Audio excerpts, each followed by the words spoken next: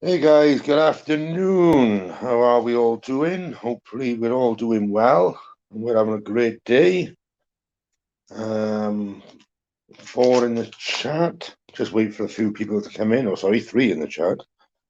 Just wait for a few people to come in now. We'll have a little bit of a discussion about our cannabis and what we should do and so on and so forth, and what actually should it be legalized? How many deaths connected to cannabis? How things that have to be talked about. It's not just cannabis. There's plenty of other drugs out there. Should they be legalized too or decriminalized? For in the chat, welcome, welcome, welcome. Just roll myself a cigarette. As I said, just waiting for a few people to come in now, and we'll go from there. I've already pinned the StreamYards, guys. Should be already up and running. Let's see what happens. Let's see what this debate actually gives us. Let's see if we can accomplish anything, talk about things that, I want to stay away from COVID. I want to stay away from drama. I just want a good debate, guys. A really good debate.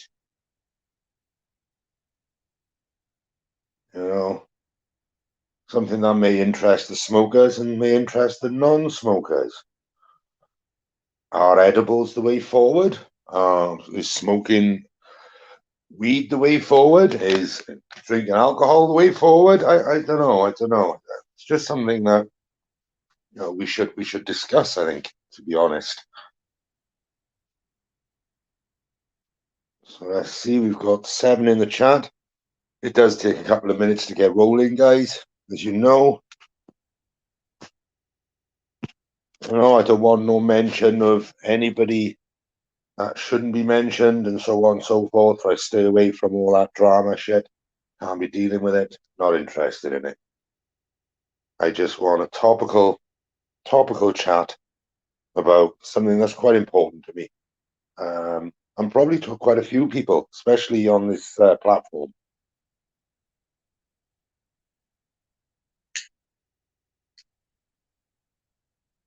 So I've got myself a brew, I've got myself a cigarette, and I'm just waiting now to see if anybody wants to pop on. They're more than welcome.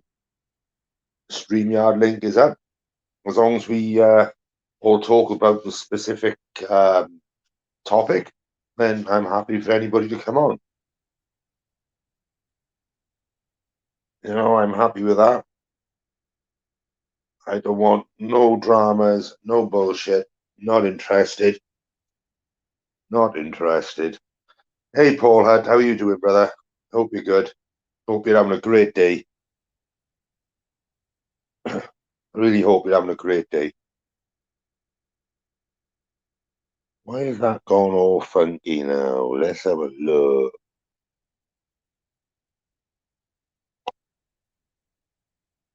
We'll go classic. Yep, that's what we'll do. Hope you're doing well anyway, Paul. Hello, Lynn. How are you doing, girl? Hope you're good. Hope you're having a great day. 9 in the chat. Just wait for it to get started. Just waiting for it to get started. You know what it's like, guys. It takes a few minutes for people to come in, and 12 in the chat now, so it's all coming. Yeah, I'm glad. Yeah, I'm good, Lynn. I'm good. Just a 3-hour live, really. I haven't thrown one for a while, and I thought, well, today may be the day. How are you doing, Not a Twirly? How are you doing? How are you doing, my friend? I hope you're having a good day too. I really do. I hope everybody's having a good day. I hope everybody's having a good day. If you want to come on the panel, the StreamYards link is pinned. If you have problems getting in, definitely let me know. Do I sound okay, guys? Does it sound okay?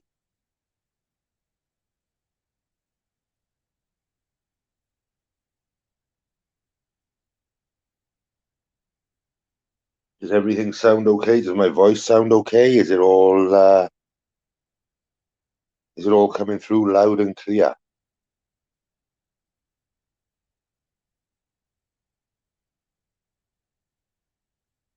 I hope so. I hope so. I've been looking at. Yeah, I'm keeping well, mate. I am keeping well, Twirly. Keeping really well. Yeah, yeah. I just kept myself out of the drama, as I said, I keep people's names out of my mouth, expect them to keep mine out of theirs. So let's just kill it there and then. You know what I mean? So hello, Gnet. Gnot, how are you doing, brother? Are you good? As I said, I repeat myself again. I hope everybody's having a great day. 13 in the chat. You know what it's like. What are you cooking for dinner, Gnot?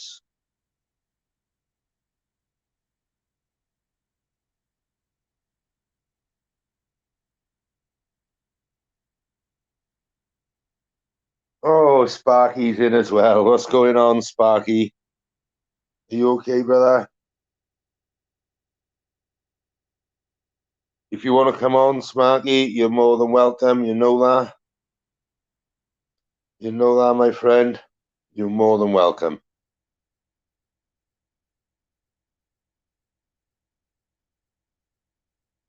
You're more than welcome. As you know, guys, I'm not a great talker on my own. I like to have someone to have a chat to. I found some interesting statistics about cannabis use today. Done a little bit of research, and I'll go into that definitely, right? But I think that people saying people haven't passed away with um, to do with cannabis. There may be a statistic there that may shock you because it definitely did me. It definitely did me. It shocked me something chronic. I've got to be honest. I thought, well, I'd never thought that there was any death connected to cannabis, but there is. Apparently, there is. So, and it's been recorded on death certificates. So I've got statistics from, um, I think, is the 90s right up until 2020. Hello, Spunkfish. How are you doing? How are you doing? Are you good, brother? As I say again, I hope you're having a great day. No mask. How are we doing, my friend? How are you doing? Hope you're having a great day too.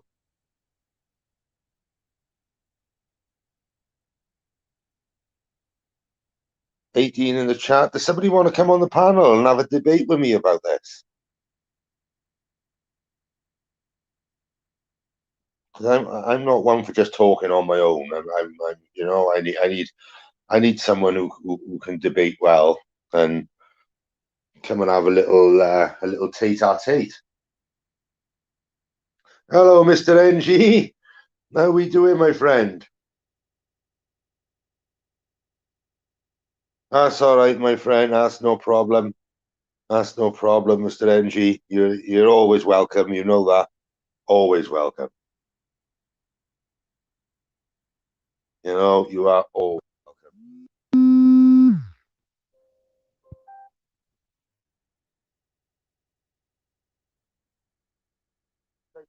Someone wants to ring me in, that insane. What are you cooking for food anyway, Gina?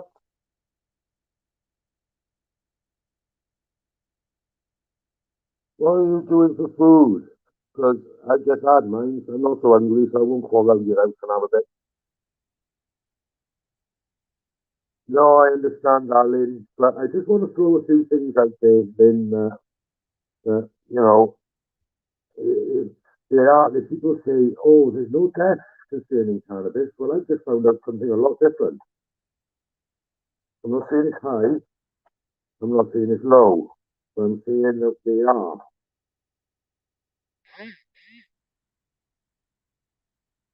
You know,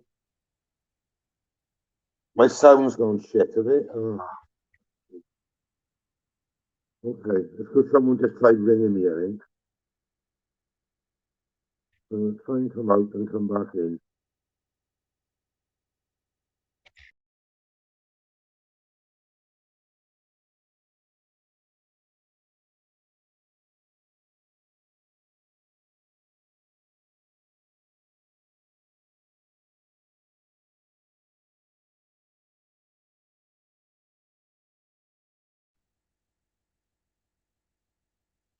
Is that any better, guys?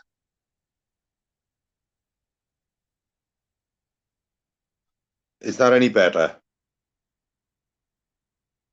Let's go into my settings, audio. It's because some plank just tried to ring me, and he's probably in the listening to me now.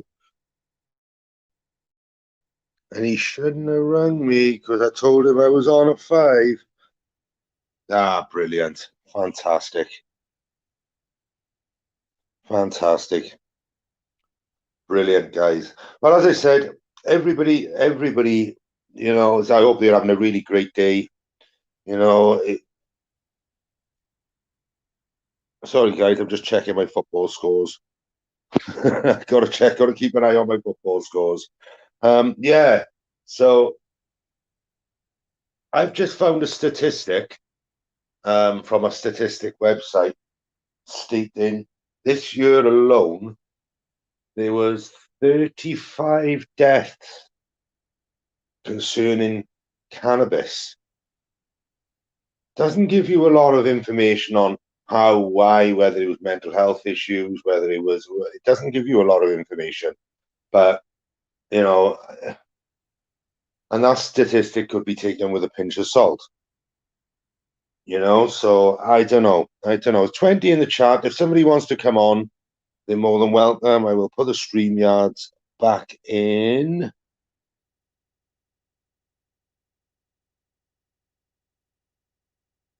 2 seconds.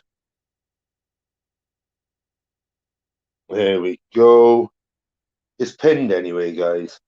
Yeah, it is questionable, no mask. It is. Yeah, I will agree with you. I've also got statistics on cocaine, heroin, MDMA, and all the other naughty naughties that's out there. See, Swampy, fair play to you. I'm going to highlight that. Yeah, oh yeah, there's so many. Do you know what? When it comes down to alcohol, right? I'm not a massive fan. Yeah, spunkfish, they may do. I'm not a massive fan of alcohol, right? It doesn't do a lot for me. I am a weed smoker myself. I have been since I was 11 years old. And I think smoking it that early has caused a real detrimental effect on my mental health that if I hadn't have touched it, I wonder if my life would have been a little bit more different. So, and I don't suffer from psychosis. I suffer from severe depression, but I've suffered that from a young age, and it was only recognized when I was 19. Now, I can't, I don't know whether it was to do with heavy cannabis use throughout my teenage years and adolescence, but I think it'd be, I think it'd be a good debate if somebody come on and have a debate with me about this, if they've been smoking it a long time or they've never touched it or they touched it later on in life or anything like that. Obviously people have had habits through the last, through their adolescence, through things, they've tried things like I have. I was a firm LSD head when I was younger. I was, only in the summer months. I'd drop blotters and I'd go for a walk for miles and miles and miles through forests and brambles and God knows what. So, but I don't class myself as an abuser. I class myself as more of a user at the time because I could control things, you know. Yeah, yeah. Some people do.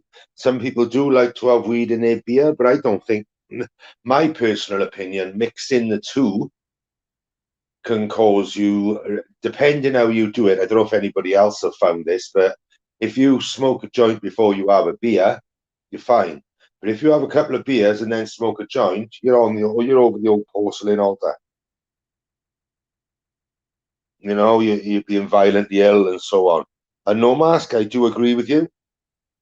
It's not the same as it was 30 years ago. It's a hell of a lot stronger, especially the super skunks. You know, you're talking back in the day, they were 10, 11, 12% THC. Now you're bordering 28 to 30% THC. You know, so I don't know. I don't know. Is it gone too strong now? Is it that genetically modified that it's causing an imbalance in the mental structure of your own head? Or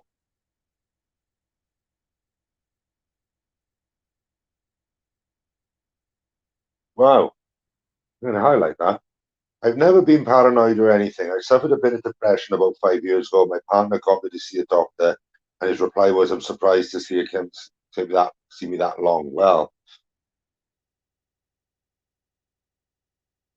yeah, spunkfish, yeah, definitely, yeah. If you have a drink before you have a smoke, you come violently ill. I don't know if anybody else has experienced this, but you end up sticking your head off the old porcelain altar and stay there for a couple of hours, and you don't feel well. But if you do it the other way round, if you smoke a couple of joints and then have a couple of beers, you seem to be fine. I don't understand that, to be honest. I don't.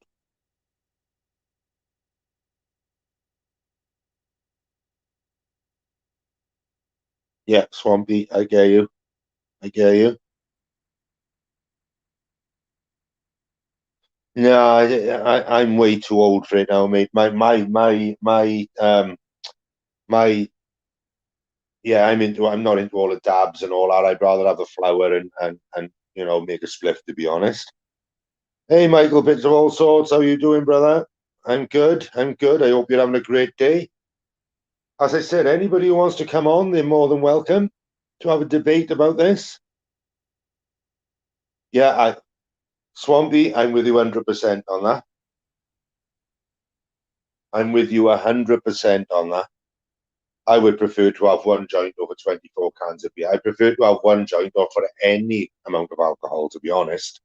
Because I'm the same as you. I'm pretty teetotal. I may have a drink over Christmas, but it might be a beer or two. You know? Yeah, I don't see the problem in anybody having a joint. I don't, and if I do love the smell of it, I won't lie to you all. I do love the smell of it, and I do think it is it is a it's a distinctive smell, if anything else. Yeah, spunkfish, that's what I mean. I don't know. I remember going to Amsterdam a long time ago, and there was billboards up, and it was a joint and with a turd underneath it and a beer. And the actual thing that was told us by an English speaking Dutchman. He was like, don't smoke the shit and drink the beer because they don't like it being done. They both, as you find in coffee shops in Amsterdam, there's coffee shops, there's pubs, so so they don't like you doing the both. They don't. No, you're right. 24 cans of beer, never done anybody any favors, except maybe put you into prison, make you abusive, make you go to sleep. It can turn your personality inside out, unfortunately, alcohol. I don't know if they should legalize it, but maybe decriminalize it, Michael. Decriminalize it may be the way forward rather than legalizing it. But then, is it another thing that's going to be highly taxed by the government, as they've done in America? No problem, Lynn.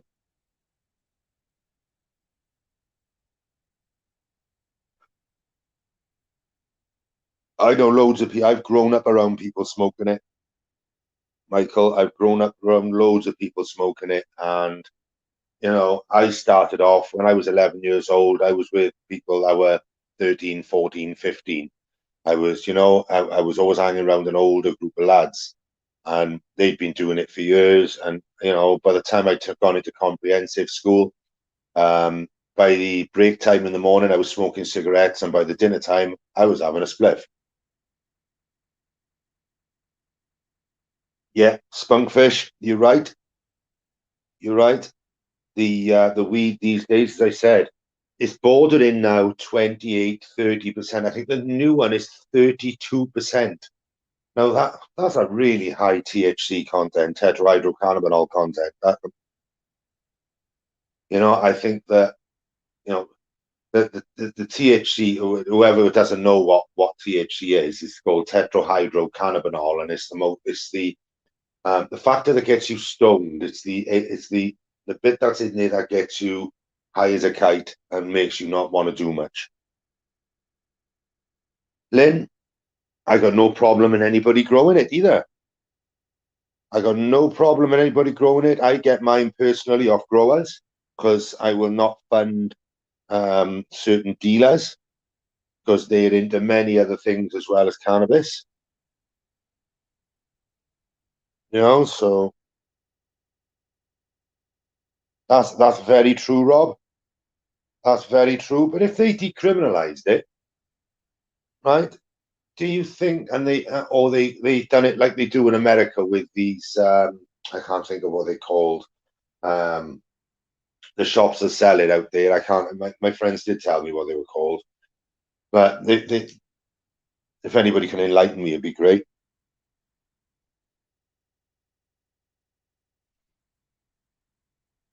Yeah, it's I can't think of what they're called offhand. The actual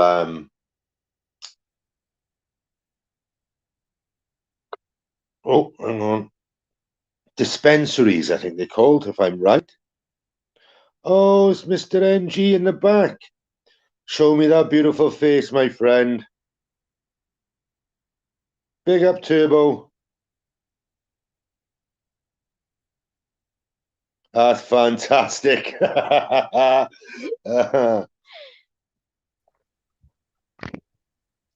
Hello, Mr. Nice Guy. How are you, brother?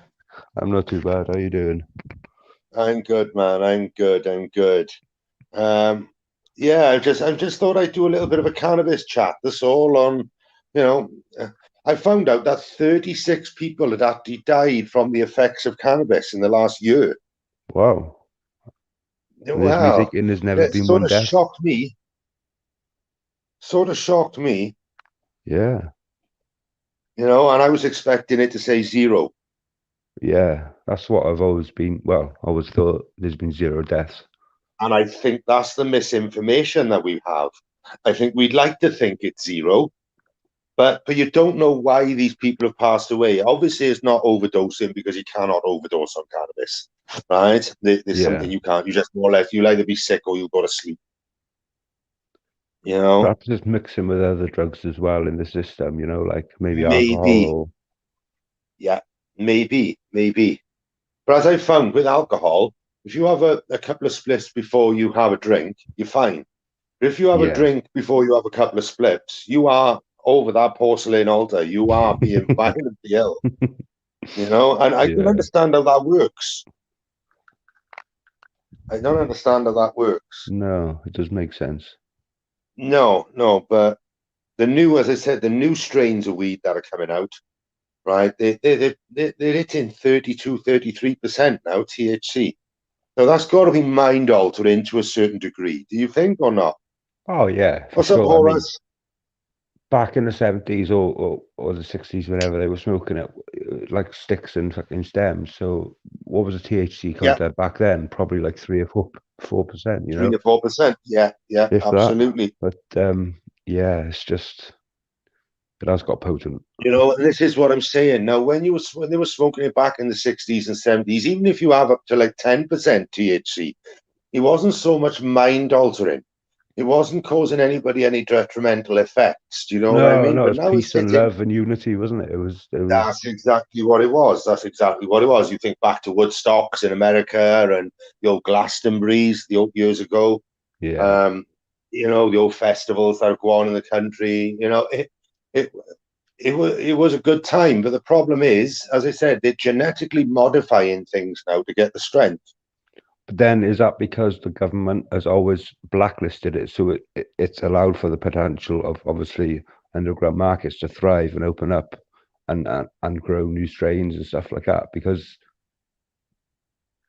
Yeah. sorry. Yeah, but this is what I'm saying. Let me say hello to a few people. My LJ's in the chat. My girl is in here. So any messing about, you be gone, Ski. Hey LJ, hey Aylin, hey Horace, Sparky. And we got Alien in, we got Sparky in, we got Horace in, we got quite a few bits. Rob is in. Sparky's It's not a going to be moving for a while. As I said, if anybody wants to come on, they're more than welcome. Mr. NG is on, Mr. Nice Guy. I'll post the link again, although it's pinned.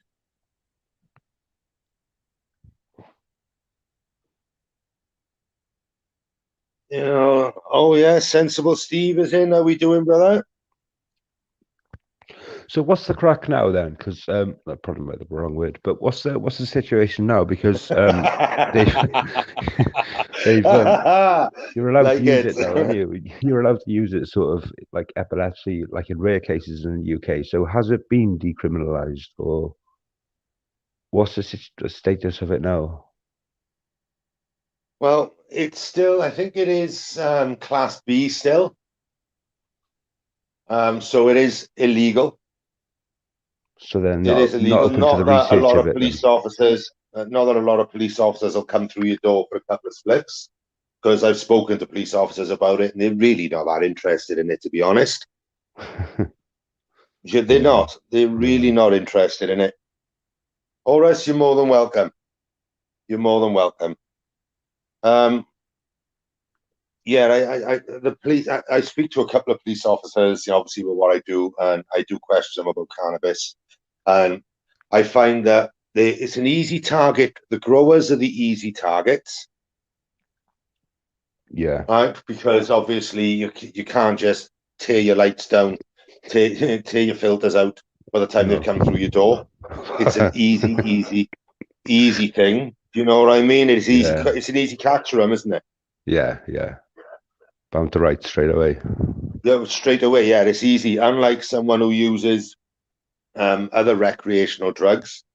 Yeah, you can sort of flush that. Yeah, that's right. That's right. You're not going to flush fucking 12 plants, you. and equipment. Yeah, you're not going to do it here. It's an easy catch. It's an easy statistic to put it under the drug laws.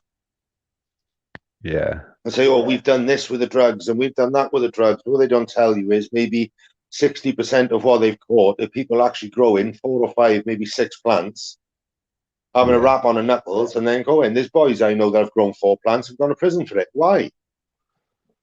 And it's all to do with the way you grow as well. Okay. If you grow with hydroponic sets, then that's a forced grow, and they class that as a professional grow, and you will look at prison. Yes. Right. But if you're growing it with earth and the canners and everything else, all your little feeds and all your bits and pieces, and you're just doing it. Now that's an amateur grow, and you won't get so much of a rap on the knuckles with it. Is this weird? Yeah. So I don't, I don't understand how they can separate that. And another thing is this drug driving. Now, there's no limit on this drug driving. Like you go with alcohol. Yeah. I think it's 35 micrograms per liter of blood or something with your alcohol. Yeah. If you go over 33, if you go over that, then you're banned. Now, where is the limit for cannabis? Yeah, it's just on. It's either you've got it in your system or you haven't. Yeah. Now it should. Now, to be honest, you've got to have so many micrograms of cannabis in your blood, really, to make it affect your driving. Plus, you've got to think of people who are smoking it, whether they're eating it, smoking it, whatever they're doing with it, right? That may stay in your system 48 hours, 60, I was wondering with edibles. I mean, is there more of an effect? Because they seem to sort of a longer sort of high, but less intense. So, like, what's the crack with drinking and edibles? Because not really touched edibles or anything like that. I was just wondering if it was the same. I'm not fussed on the edibles, buddy. I tell you now, I'm not. I'm not fussed on the edibles because I feel it doesn't have the same effect or the effect I'm looking for. Mm. When it comes down to smoking it, I prefer to have a spliff, chill out, watch a movie, whatever, play my FIFA, whatever I'm going to do. Come on lives. Hello, Master Ron. I am Mustang. You're more than welcome to come on, brother. Anybody's more than welcome to come on, as long as we stick to subject. My doctor, funnily enough, I was speaking to him a while back, before COVID, and he was prescribing me some painkillers. And I said that I'd been smoking weed, and he said that he would rather me smoke the weed than take the painkillers. And he was an old school doctor, like, sort of Yeah, proper old school. yeah, yeah. But then you've got this argument, like you said I've earlier, had with the doctors strength. say that to me. I've had doctors say that to me with my conditions. But the problem with Yeah. smoking, it's not good for skin condition because it dries out your skin anyway. Okay. Right? Same as alcohol. Right. Like everybody knows, I'm an avid smoker. I have been for years, and I probably always will be. But I've cut down I think in the last 16, 17 days, I haven't had a joint. Oh, fair play to you. What's going on, Purple Spliff? How you doing, brother? Yeah, I haven't, and I won't have one now probably till the end of the month, just after Christmas. Fair play to you. So I'm trying to see how my mental. It's sort of a self experiment. Yeah, I was wondering if it was for a reason or. Yeah, yeah. So when I used to go into hospital a lot, right? I've spoken to LJ about this. I used to go to when I was in hospital a lot with my skin condition. I go downstairs. I'd go and have 2 or 3 joints on the head, and I'd come back and I'd wobble back to my bed, and they'd say, "Oh, you look pale," and they'd stick me on the obs machine, and my blood Yeah. pressure would be low. They'd all be running around like headless chickens, thinking, "Shit, his blood pressure's so low." But and I explained to him, I said, that's what weed does. It drops your blood pressure. It does. And I've done it many, many times as a self-experiment.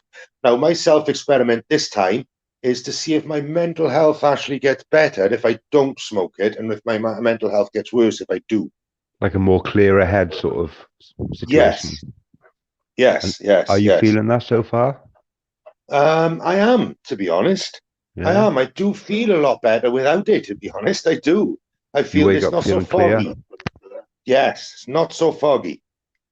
It really isn't so foggy at all. So, it may not be for everybody, and they may think, oh, well, it helps and it does this. Yeah, I can disagree. I can agree that the medicinal qualities of it is fantastic, but the THC content is so strong at the moment, it is mind altering.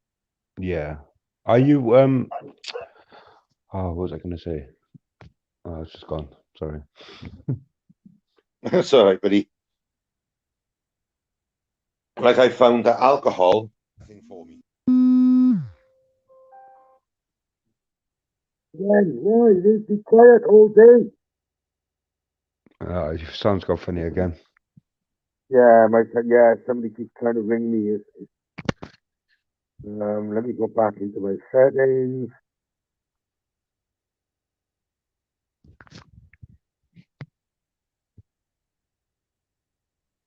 Right, audio.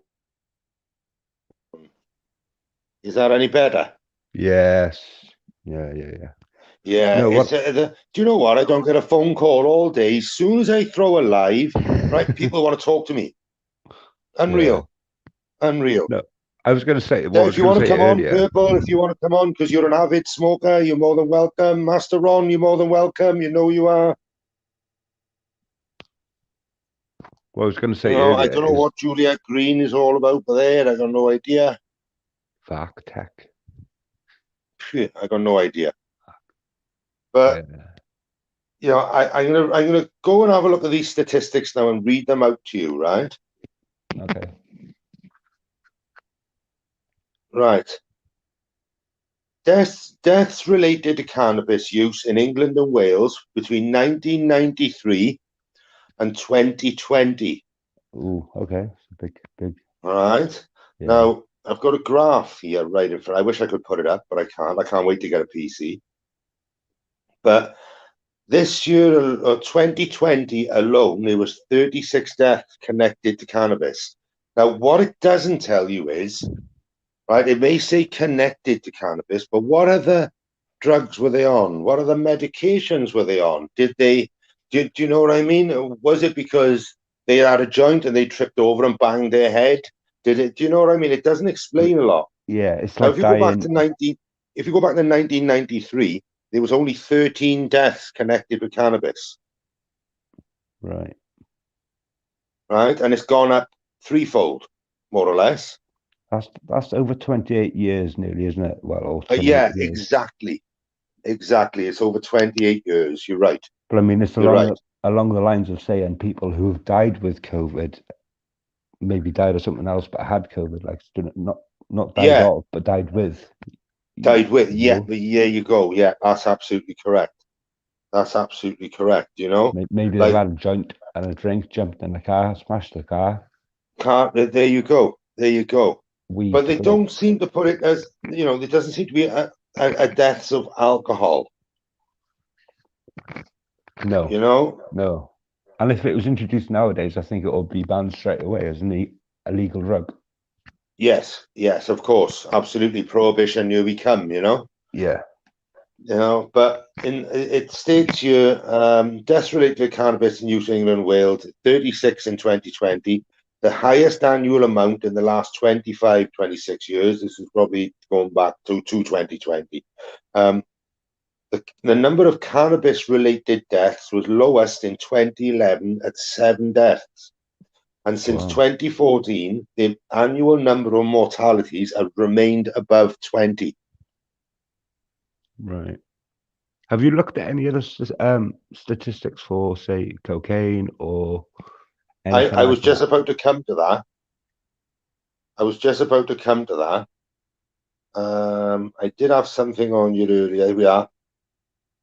We got the same now. Deaths from MDMA and ecstasy between 1993 and 2020. And I'm going to get this up. And it's loading the statistic for me now. Okay. But it decides to. Right. Back in 1993, there was 12 deaths. 12 deaths to MDMA and ecstasy. Is that all? 2020, there was 82. But that still seems shockingly low. In To be fair. 2017, there was 92. Oh. The lowest one there has been is 2010 with 8 deaths of MDMA and ecstasy in England and Wales. The country of 67, 68, 69 million, then in the grand That's scheme not of a things, lot, is it? not a lot, no. I thought it would be a Now lot we can higher, go. especially for Class A's. Now we can go Class A drugs. We can go through cocaine, ecstasy, heroin, methadone, crack, and LSD. Well, what about heroin? Because obviously they've got a massive problem up in Scotland, so that should be reflected in the stats.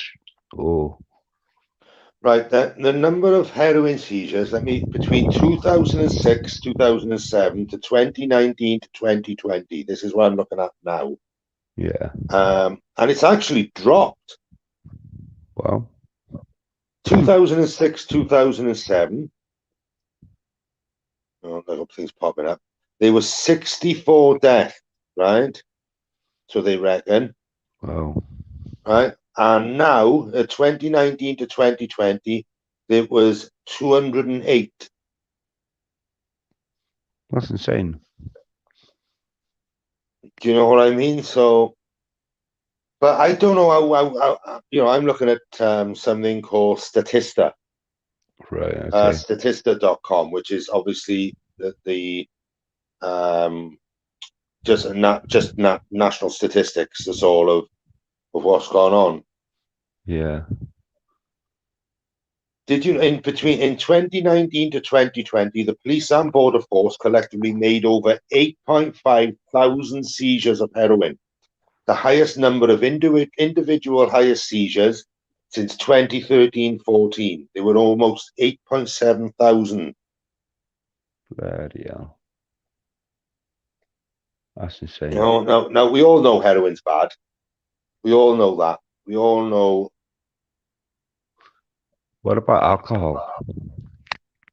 I'm waiting to come across that statistic. I'm looking for that, believe it or not. And I bet you it's going to be monstrous. Well, It's you'd going to be expect it to be. monstrous, right?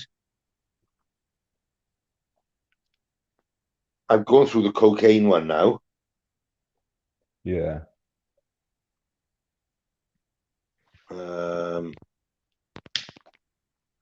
And I'm finding that the cocaine one, let me get there.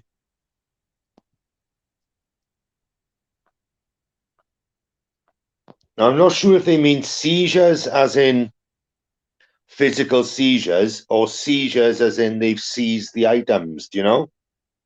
Okay, right, right. I'm a bit.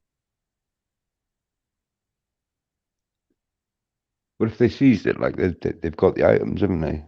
If they found it. Yeah. In 2019-2020, the police and border forces in England and Wales collectively made over 18,000 seizures of cocaine, with a vast majority of these being made by police. Overall, 475 seizures of cocaine was made by the border force, amounted to 3.7 thousand kilos of cocaine. What? And that was 2020. Fuck me. Yeah, that's a lot, mate. That's a lot. just a little bit, innit? Mm. You know, I'm going to go back to the cannabis thing now, if I can. Right, they just had deaths from cocaine use in England and Wales, 1993, 1920. That's what I'm 2020. That's what I'm looking for, and it's going to give me a statistic now when it decides to show itself. Right. In 1993, there was 11 drug-related deaths due to cocaine use in England and Wales. 2019 going into 2020, there is 777. Wow. You know, so It's jumped a bit. if I do it like you are 11, right? The lowest then was probably 95, 96, which was 13 deaths. It shot up to 88 deaths in 99. It went up to 235 deaths in 2008. And then it's just climbed and climbed and climbed. 2013, 139 deaths. 2015, 247 deaths. You know, so if we're gonna, so here's a question for you: if they're gonna decriminalize cannabis, because they did have it down to a class C at one point, right? Now, if they're gonna decriminalize cannabis, should they decriminalize the other drugs too? I think they go the route that Portugal has, and not necessarily. Well, they have legalized everything, and deaths are falling, and use is falling and stuff, and everything's legal in Portugal. Yeah, everything is legal in Portugal. Pretty much, yeah. Even heroin. Wow. I know. In Deaths have gone Amsterdam, down because of it. they've got a park, and they call it Needle Park. And Okay. the heroin users can go and shoot up in there, smoke their pipes, whatever they do, but as long as they stay in that park. Right. Now, I don't know if that's a good. Hello, Carp. How are we doing? I don't know if that's a good. I don't know if that's a good thing to do, because personally, the only reason I think heroin should be used is for medicinal purposes only. The opiates, Yeah. the oromorphs, and all that sort of stuff. So, Yeah. that's what I personally think it should be used for. When it's used recreationally, then if you have ever seen anybody from heroin passing in front of you, right, then Yeah. it's not a very nice sight. No. right? They're vomiting, they're having a seizure, they're really unwell. Yeah. I remember going back a few years ago, grabbing someone's naloxone pen All right. and jabbing them with naloxone. And do you know what my thanks was for that? Fucking slap in the A face. black eye. It was. Bonkers. I saved his life, and he got up and he punched me straight in the face. No fucking about. I was in Central Cardiff, that was. Down in Ely. He did. He got up. He said, "Why you do that for, Brad?" Smacked me straight in the face. I was even fucking dying, mate. He didn't care. No. He didn't care. He was on his buzz, wasn't he? Oh, he was on his buzz, but it doesn't matter whether he was dying or not. And this is what I mean. Yeah. You know, that's crazy. You gotta, I'd rather have saved a life and got a black eye than watch him vomit himself to death in seizures. Yeah. But like I said, I think alcohol is a massive, massive problem as well. It's a massive problem. Like now, what are they doing in the pubs now? They're putting up another 40 pence. Yeah. A pint. Is that pandemic related? I don't think it's going to do any good for the trade, is it? Oh fuck no, why no? Not when you can buy 24 cans from Asda's for fucking $12.99. Yeah. Do you know what I mean? And then you go to a pub and you're paying $5 a pint, and you'll have 2 pints for that $12.99 rather than having. Do you know what I mean? Than having 24 cans of lager. And that's where you get people preloading, going out, getting absolutely steaming, more trouble. That's it. More fucking aggro. Yeah, and they're pissed before they get on the bus to town. Yeah. If anybody else wants to join, as I said, you're more than welcome. I'll chuck it back up. The StreamYard's back up.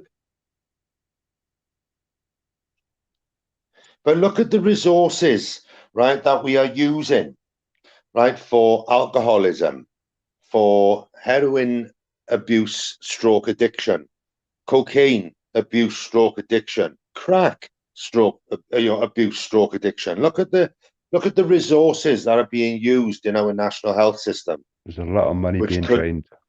Absolutely.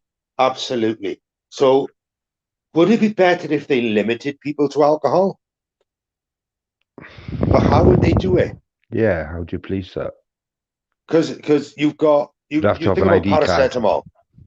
Think about paracetamol. You can go to one shop, you're only allowed to buy 1 box of paracetamol. Right? If you buy 2, they tell you no. I think, or maybe 2. I'm not sure if it's 1 or 2 boxes. You can't buy 4 or 5 boxes of paracetamol. Do you know what I mean? Or painkiller. Yeah. Right? But you can go to Boots. You can go to different shops. Buy 2 boxes from there. You can go to Pound World, buy 2 boxes from there. You can go to somewhere else, Lloyd's Pharmacy, buy 2 boxes from there.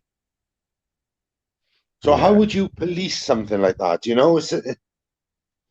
You'd simply have to have some sort of identification card or some sort of thing that belongs to you, that information that they put on there saying this person has bought X amount of things per week, or some sort of ID thing, or but then but again, it comes down to you having to carry something that nobody wants to carry. We know this day and age, people got to carry things. They've got, they're being forced to carry things. I'm not going into that subject, but and people don't want to be forced to carry in. No, I want paracetamol. I want this. I want that. I want painkiller. I want to go into various shops. Do you think pharmacists are the only things that should sell these pain relief rather than Pound World at a pound or 28 pence a box or whatever it is? Yeah, I was surprised to see that kind of stuff in there, but then I suppose they're trying to sell as much as they can, but I don't think it's right personally. I think it should be pharmacies, because pharmacies can give you advice. Yeah, a good point. Absolutely good point. So as I said, I've put the StreamYards in. So if anybody wants to join, they're more than welcome. I just wanted to share this this statistics that I've found to do with cannabis and many other drugs. But would you believe alcohol is not in you? I wonder why. Why. I've got deaths from amphetamine, deaths from benzodiazepine, Psychoactive substances, deaths in England and Wales, drug misuse, diazepam. There is not one for alcohol. That's mad. It's Not madness. one. Not one for alcohol. And they've got every single thing. They've got PMA and, wow, I don't even know what fucking PMA is. Positive If mental anybody can attitude. educate me. PMA and PMMA.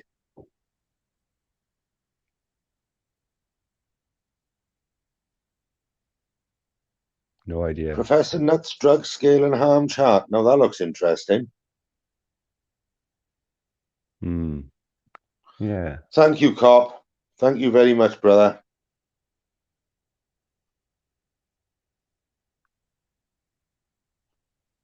Yeah, I'll Purple, if you want to come on, anybody wants to come on, it'd be nice to have a chat to you about these things, like diazepam, right? I can go and see a mate and get 28 diazes for £12. Yeah. And they're doctor prescribed. They're not these silly doggy Valiums and all that sort of stuff, right? Is that robbed though? Are they robbed? I couldn't tell you where they come from, Do you know brother. what I mean? I couldn't. I don't ask those sort of questions, No. But do you know what I mean? Because I don't think they'd be getting them like proper ones unless they were robbed, kind of thing. I find it hard to sort of Unless see. a pharmacy has been done over or whatever, or they've managed to get a script book and they've managed to write their own, or well, yeah, it's all printed on the computer, isn't it? So that's what I mean. It's all on a database now.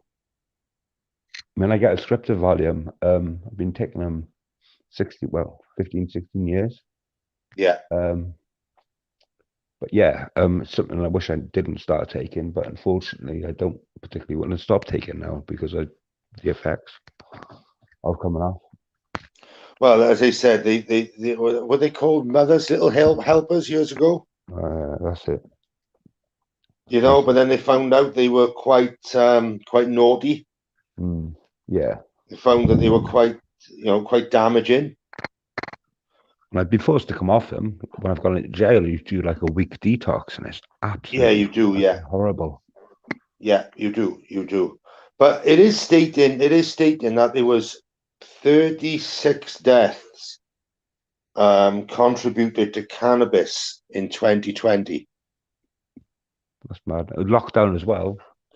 So people are gonna smoke more in lockdown, aren't they? If they got these addictions, or they're gonna do more. But I'm just a little unconvinced with this 36 deaths material. I'm just because I got to be honest. Of all the years of me using, I've never known anybody to throw himself off bridges or go absolutely bonkers on it. It's a more prolonged use which causes the mental health. I don't know if you agree with me. Yeah. But then on the other hand, on the other side of it, these people who have died. I mean, cannabis does stay in your system for a long time. Are they doing the same thing with cannabis as what they do with COVID? If you have a car accident and you got COVID, then you're going to get, put up as you passed away of COVID. So if you've had cannabis and you're falling off a ladder and you pass away, then do they contribute that to you not loss of balance or anything else that's gone on? If they put it down to cannabis is another question with these statistics, They don't answer. They don't like going clear. See, mate. They don't like giving you a clear, objective view. No. None of these statistic sites of what I've looked at. And they're all probably backed by government or parts of. Lee, I don't know. I'm not saying cannabis has killed them, but the effects of cannabis might have.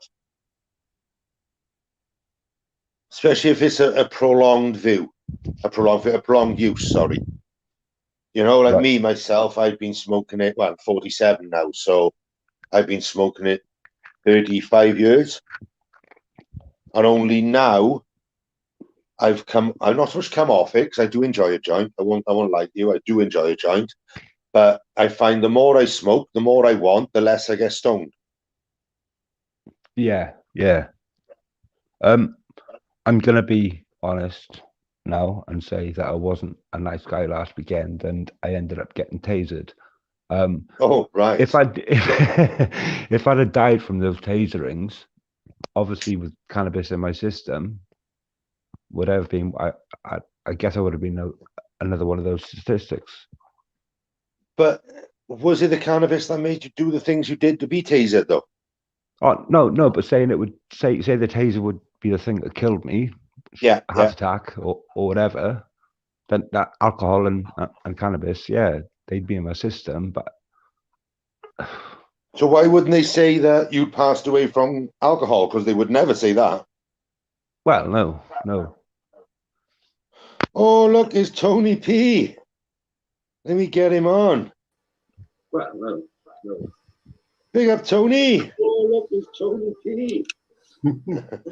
Turn your TV down or something, mate, because I got a little bit of feedback.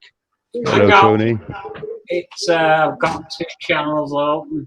Turn your TV down or something, mate, because I got a little bit of feedback. Sorted. That's better. That's better. How are you keeping, my friend? I'm all right now. Good. How's your lovely wife? She's just gone for a pee. She was That's all right. I did see her walk behind. ago.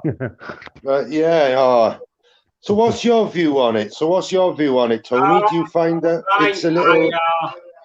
I stopped smoking ganj 2 years ago, but only because it was COVID and it was next to impossible to get hold of it. So, Right. but I think, yeah, it should be decriminalized. It's a fucking weed, for fuck's sake. But that argument sort of falls flat on its face because, as it says in the Bible, right, God said make use of every seed-bearing plant. Right? Now, yeah, well, opium poppies have seed bearers. So does coca. Yeah, it's true. All right, it's not...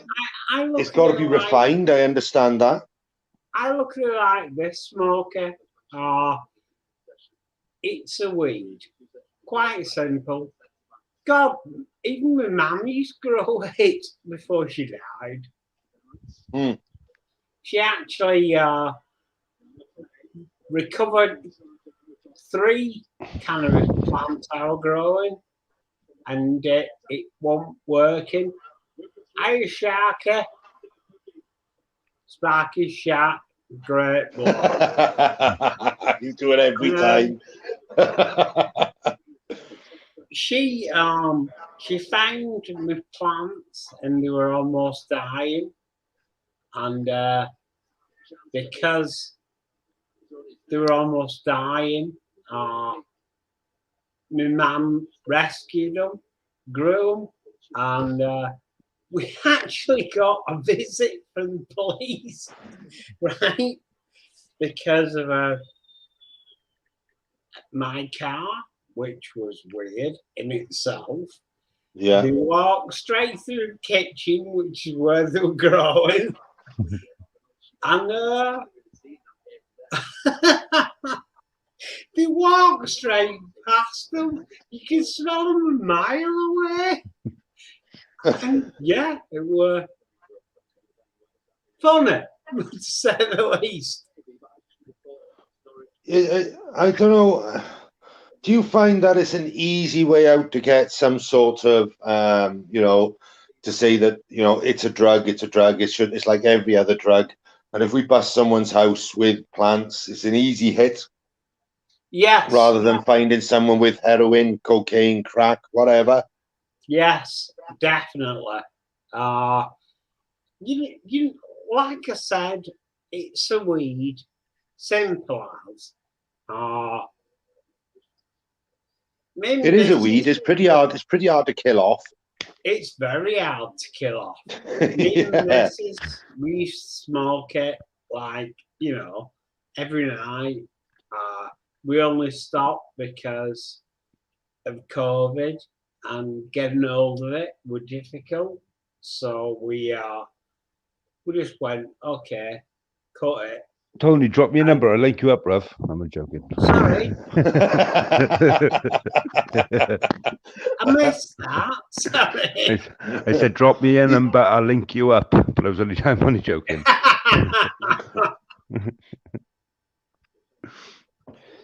Yeah, people do use carbon filters, mate. I went to a police station the other week concerning a few neighbours. I got footage of so many fans, so many filters, the amount of cannabis equipment they got in this back room, right? In this in this little lockup. It was full. Oh, But I didn't see no sharps boxes. I didn't see nothing where, you know, this is where we've caught all the cannabis growers and blah, blah, blah. Well, what about the people that are using these drugs, you know, the recreationally, like heroin, crack, cocaine? Do you know, what about them people? Is it too hard to catch them people? Is what it is to, you know, is it too easy to catch cannabis growers and smokers than it is to catch the heroin smokers, the injectables? I think so, Smoker.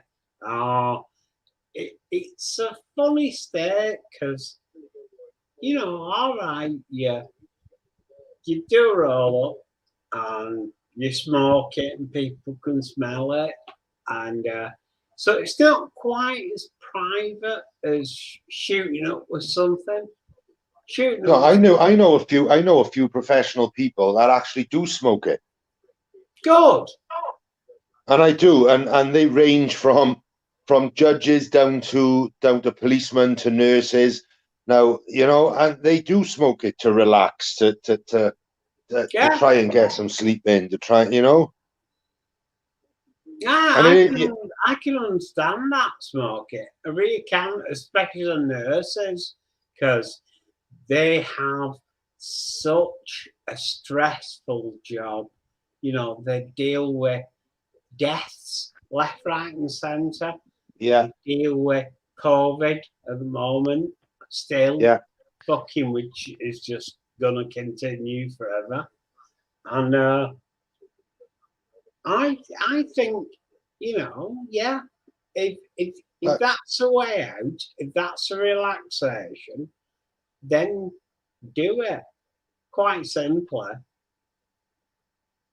Like when I went to Birmingham, right, and I met up with Bear and SG and Cop and everybody else, we all went to Birmingham, right? SG's the great. amount of cannabis that I could smell, right, on this march was unreal. I thought I had visions of Amsterdam again. You know, you're walking down a high street and you can smell it everywhere, right? And but they were police walking past people with fucking 6-foot cigarettes hanging out their mouth, you know, the score, right? They've done nothing.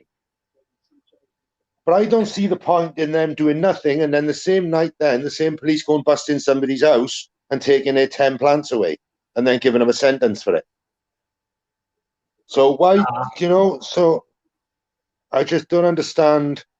I don't understand why there's this stigma with weed. Yeah, I do believe it causes mental health issues, but it's depending on the time you use it. I used it through adolescence. So if I hadn't used it through adolescence, would my life been a little bit different now than what it is? Well, the weird thing is, I was using it for 20 years. I saw no mental health issues. I'll tell you what I did find. It relaxed the shit out of me. It was great. It got me through a brain tumour, through a CSF leak. Yeah. It got me through so many things. And it was... Now here's a question for you, Tony, because you are a drinker as well, right? What do you feel is more beneficial to you? Cannabis. Right. Okay. Good answer, man. Because obviously you're a drinker. We see you every night. You have a drink in your hand. You have your sugar-free bits and pieces, and you know, there you go. There you go. Right. Obviously you're diabetic, so you have to have your sugar-free stuff and your low sugars and all that sort of stuff. Right. I understand that. But you know, would you stop alcohol if cannabis became decriminalized. Yes. Right. How many people in the chat would do that? If they're drinkers in the chat, right? Would you rather smoke a joint than have a pint or a red wine or a vodka or whatever your forte is, gin, whatever? Yeah, one for a spliff and 2 for a drink. Yeah, which one would you prefer out of the two? I'm I know there's definitely only number 15 one. in the chat, but I personally, I'm a number one for the spliff. Number One two for or the two alcohol in is the chat. I am more marijuana orientated. Like I said, smoking. Yes, I am too. Lots coming through now. Too many twos though. I can see 2 twos and only 1 from Purple Square. Yeah. Even said 1, 2. So we're on even keel, really, and we. Some people prefer alcohol, some people prefer weed. Now, what if tomorrow they said, right, okay, prohibition, no alcohol, but we are legalizing cannabis? Would those drinkers then turn to cannabis because that's legal or decriminalized and leave the booze alone? That's the question, isn't it? Yeah, I mean, this is the weird thing. I find like that alcohol does ruin lives. Yeah, I agree. To me, weed is weed. It's it's easy to grow. It don't do any harm. It really doesn't. Whereas, but what if you use it at a young age? Yeah, like I did. Even this, my little half glass of red wine, with top up of sugar-free topping, if you like, that does you harm. And I just think, well, the government should realise that weed is not a problem. Alcohol is a problem. They won't admit to that because they get revenue off alcohol. They'd hardly get bugger all from ganj. I'm just going to mute myself for a sec, guys. I'll put some food on. Now, don't get me wrong, LJ. I'm not proud of smoking it. This is why I'm trying to, as you know yourself, trying to knock it on the head to a certain degree. I just want to see how my mental health will fare without it than with it. Now, it's more of a self-experiment that I'm doing. And I do feel clearer. My head does feel clearer. I'm not so in so much of a depressive state through it. So, I don't mind having a smoke, but I'll do it once a month on a weekend, and that'll do me for the rest of the month. I'm happy with that, I've smoked more weed than the worth of it, all different kinds when it comes to solids and goodness knows what. But I can see where the bad things come in now, if that makes sense. Because people say, oh yeah, it's only a weed, like yourself, Tony, it's only a weed, it does nothing. If you're over 18 and you've matured well and everything else, as you did, Tony, yourself, right? And you smoked a lot of weed, it didn't affect your work, it didn't affect no home life, no nothing, right? Good on you. But there's a lot of people it doesn't affect that way. Smoky of there. It actually helped me work because I could chill out, think, like have a split, and it was like, it was relaxing, and it helped me head sort out some really, really complex issues, but only because it were that Oh, LJ. LJ Gibbs just says, love you, Tony. I love you too, LJ. So Tony, were you smoking before or in work then, or? No, I didn't smoke at all for like till the age of about 25, and then I went on ganj. It wasn't bud, it wasn't, proper weed. It were solids, resin, Yeah. and Your Moroccan, was it? yeah, Moroccan pollen, wicked. Yeah. And I just found it really nice. But this is the problem now, see, right? The actual weed that's out there at the moment is so strong, a lot of people can't adapt to it. They can't. Yeah, I agree. As Lee said, yeah, I did mix it with tobacco, and I find tobacco one of the most hardest things to come off. Tobacco is an absolute nightmare. The weird thing is, Smokey, I smoke tobacco now, but my own roll-ups, and I can stop tomorrow that easily. Really?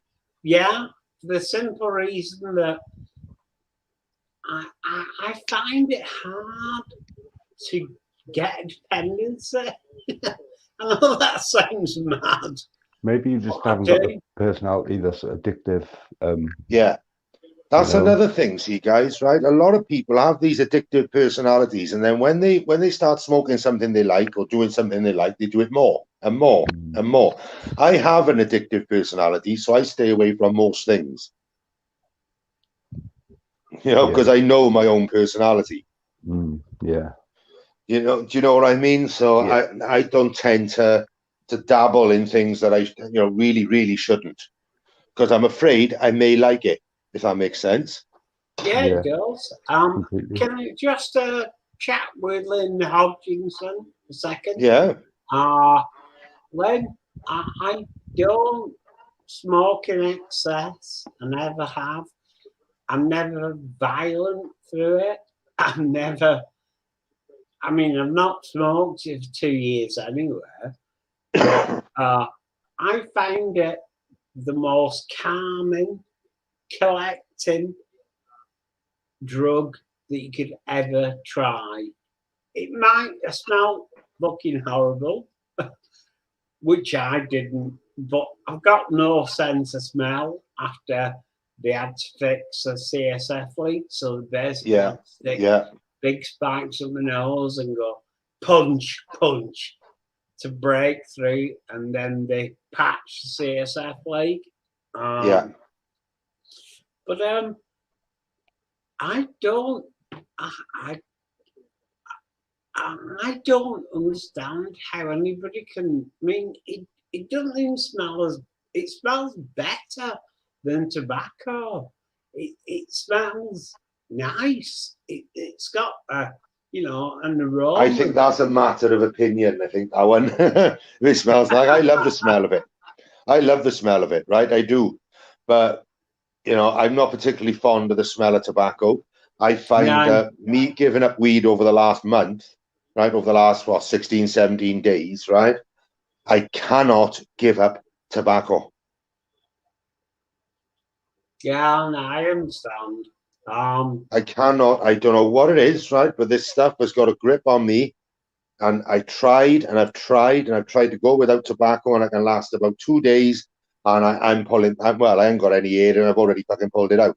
But you know what I mean? I feel like I've got air and I'm pulling it out. How's that? Oh God, I'm Lee. Lee just said I had a CFS leak after my brain injury, Tony. So down the brain tumor was removed from this side. It was a monster, 30mm in diameter, a big chunk. So they basically peeled my entire face to here, went in with what can only be described as an ice cream scoop, Scheme take this brain tumour. Now the weird thing was, I got this CSF leak because of this injury I had with a 70-mile-an-hour police car on a Pelican crossing, and it stayed there. This thing stayed there until I got this brain tumour. It started causing masses of internal pressure in my cerebellum, in my head. And was that personality changing then, Tom? No. I thought through it. The worst thing was sitting at your desk at work and then getting a CSF leak streaming down your nose, and you couldn't control it. I ended up borrowing Tampax off my missus to stick up my nose just to collect it because it would constantly flow. So I eventually went, this cannot be normal because it tastes like metal. It tastes very irony, very metallic. Yeah. So I went to the doctor, said, this is what's going on. Took it to hospital. They went to my nose, destroyed my sense of smell, but fixed the CSF leak. And the weird thing is, since the brain tumour got removed, everything that was wrong with me has gone away. I had severe pancreatitis that used to come on every 6 weeks or something stupid. It was ridiculous. Yeah. Oh God, it hurt. It really hurt. And they tried in hospital, tried to say, it's because you're drinking too much. So I stopped drinking for 2 years. Didn't touch a drop of alcohol, and it was pointless because this thing would just consistently attack me every sort of 6 weeks, 8 weeks, every couple of months. It would attack me. Yeah. And it took getting rid of the brain tumour in particular to no, I've not got epilepsy. I've got Bell's palsy. So that's why my gob drops a little bit on one side. That was to Heimlich. But yeah, weird shit happened to me when I was like, it was only, we're only talking 2014 when I had the brain tumour, 2015 when I had the CFS leak repaired. I had a car crash a couple of months ago. Going to work, my first day back at work, and I blacked out on the motorway. I don't know why. The hospitals, my doctor, they've not been able to find out why. They've suspended my license for 6 months. Again, I don't know why, because they've not found anything. I don't know what's going on, to be honest. So yeah, I also got fired from my job Tuesday, I think it was, this week, for no reason. So I'm taking them to ACAS. They also are paying me 15 grand plus my holiday pay. So it'll be about 20k. Which, it's nice. And I've got 3 jobs, lined up if I want them, and I'm going to go back to the game industry because that's where I came from, and Yeah.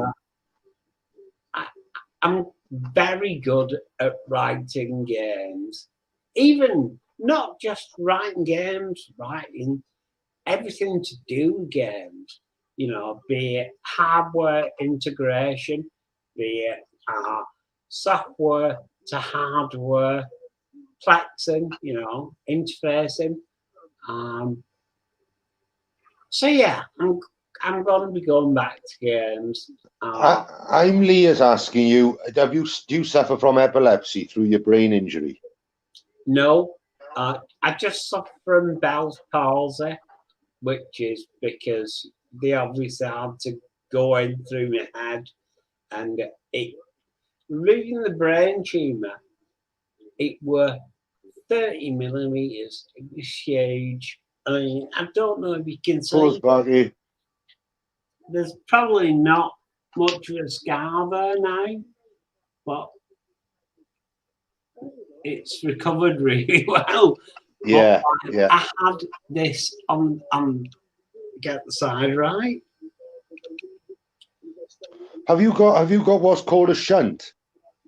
No, they didn't need No. too much shunting.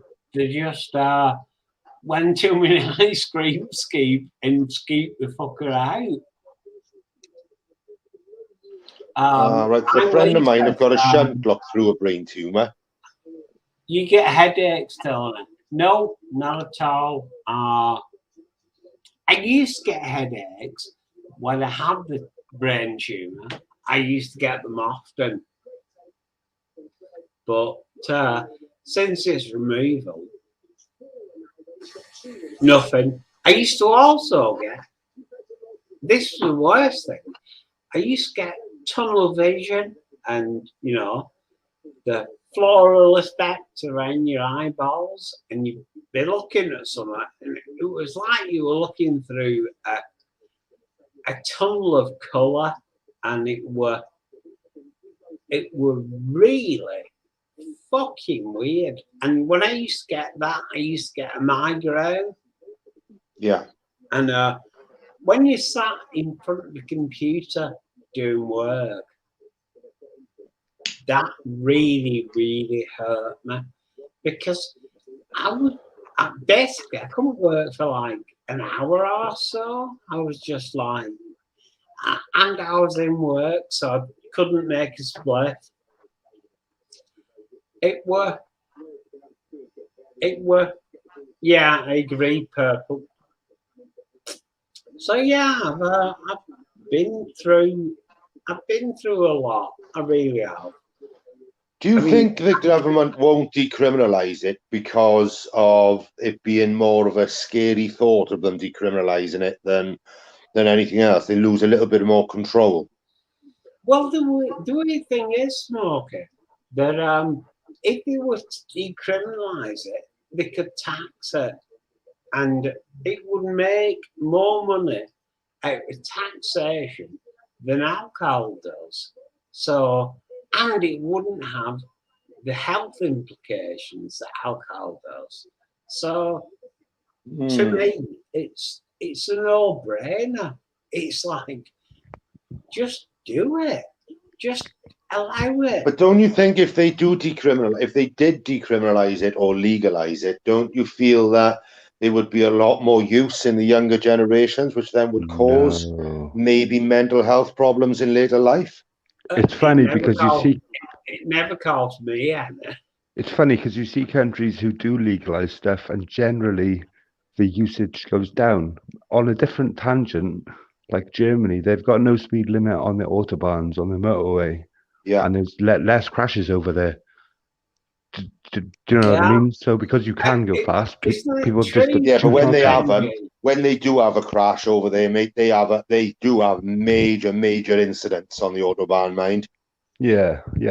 Now, also, the autobahns and cannabis use, they're planning on decriminalising cannabis in Germany. That's news. I That's didn't know that. brilliant. It really is. They have decriminalized it in Germany, haven't they? Most done European it. countries now is decriminalized, apart from ours. Oh, That's this interesting. again, this makes me go, all right, we're now not in the EU, but we're still European. We should have the same laws across the board. But the problem is we've come out of Europe now, so really we've got nothing to do with their laws anymore, have we? We're a law unto ourselves now. We haven't, but we should still, because if I went to Germany, I went to, Amsterdam, anywhere like that, I could smoke cannabis, but if I was to come back home, I couldn't. They'd try and prevent it. And on the money side of things, though, I mean, with the money they make from alcohol, I'm sure they would make a shit ton of money from the sale of cannabis. Well, as look, right? They've just come out with a statistic now, right, for Moderna and Pfizer, right? Since this new moronic have come out, they've made as from yesterday, they've made 10 billion. Fudge. 10 billion. The share prices have shot up. That's insane. it's not surprising, really. So if you're going to decriminalize cannabis and not so much force people, but say right, it's decriminalized. Do you think, as it's been pointed out earlier, do you think the younger generation would say, "No, I'm not going to touch that now because it's decriminalized. It's not a bad thing to do anymore." I think a younger generation are a lot more switched on than we give them credit for. I mean, there's so many non-smokers nowadays, and people with like good sort of views and stuff, and they're kids, and you hear them. I mean, you're thinking, Christ, I wish I was like that when I was a kid. Like, they got their heads screwed on. But my son is 18. My son is 18, right? And he doesn't smoke, he doesn't drink, he doesn't do cannabis, he doesn't do any drugs, he doesn't, and that's 100%. He does not feel the need for any of these things in his life. And I commend him for that. Damn right. And not bow into peer pressure, unlike I did. Same. Do you think a lot of it is peer pressure? I agree with you, smoking. Yes, it is peer pressure. But I wouldn't say there was in my situation, but you wouldn't say it was peer pressure, no, Mr. NG? I was with somebody else who was smoking it, so I guess. But we went there I went with the intention of knowing I was going to smoke something. So, I'd made that choice in my head already that I was already going to do it. So, yeah, I wouldn't say peer pressure. But there is a lot of peer pressure about, I get that, obviously. Like I bowed down. I bowed down to peer pressure within the first day of comprehensive school. I bowed down. I did, I did. And I look back now and I think, right, should I have really smoked cannabis at 11 years old? No, I really shouldn't have. Should I really smoke tobacco at 11 years old? No, I really shouldn't have. I remember going back in the days where you go to the local shop and you could buy a cigarette and a match for 10 pence. Chris. Madness. From a cafe. Yeah.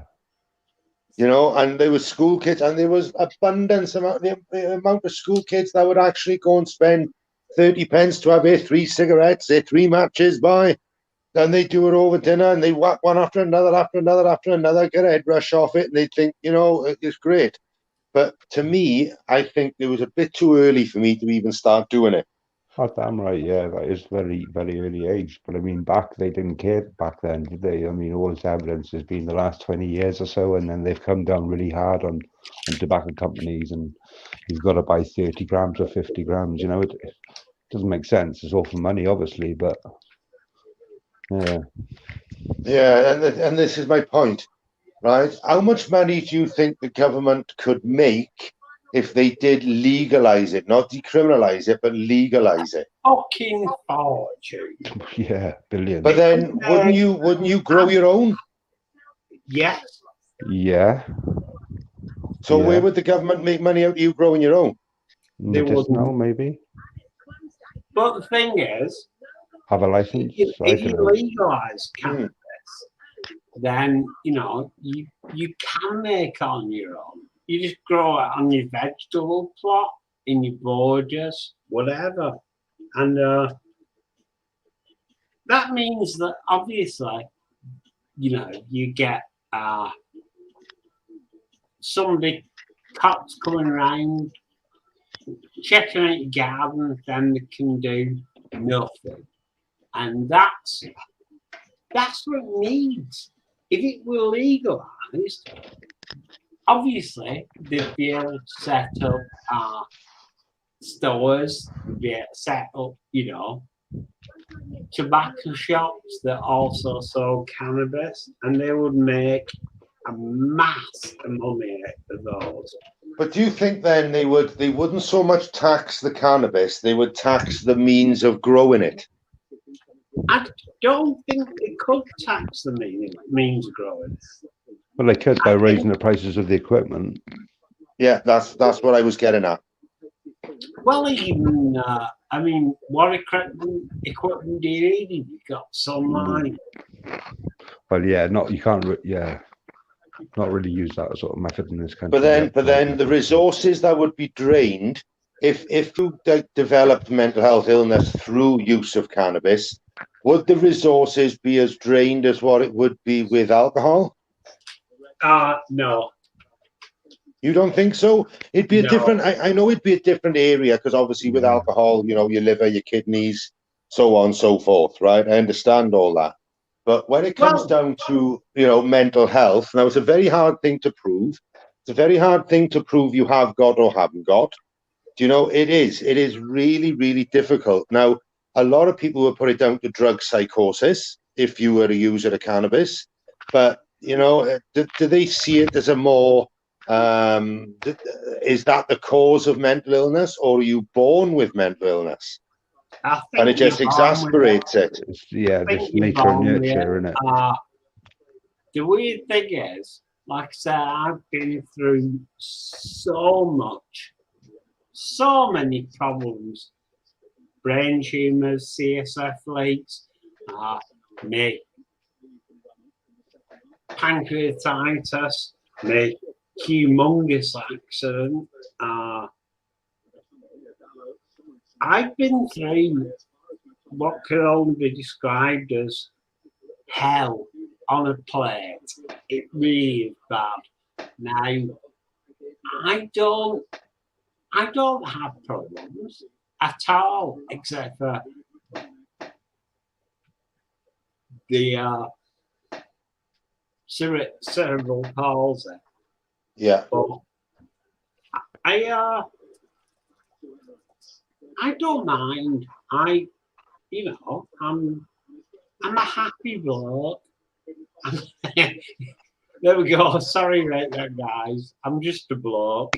I'm just a happy bloke. I'll be honest with you, I had a shit childhood until the age of 3. I was abused and stuff, mainly neglect. I won't really go into it. And then I was adopted. Yeah. Age 3. I grew up with massive problems and I didn't know why. And I started self-harming at a very, very young age, 8. And nobody clocked on until I was 16 because I kept it sort of under radar and the stuff I was doing wasn't obvious. And then from age 16 then I've gone into the system and sort of been in the system quite a lot. Yeah. So I think it's a nature nurture thing, it's that sort of nature versus nurture. I don't think you're born with it, but I think you may be the circumstance that have given you circumstances. Yeah. Can I right? Okay. LJ. She's been dead nice, Smokey. I'm sorry. Oh, she's always dead nice. She's my girl. She's always dead nice. I came from a broken home. At the age of 13, I think it was. Yeah, 13. My parents split up. My dad sold a house, and then I moved in with his mum she hated me.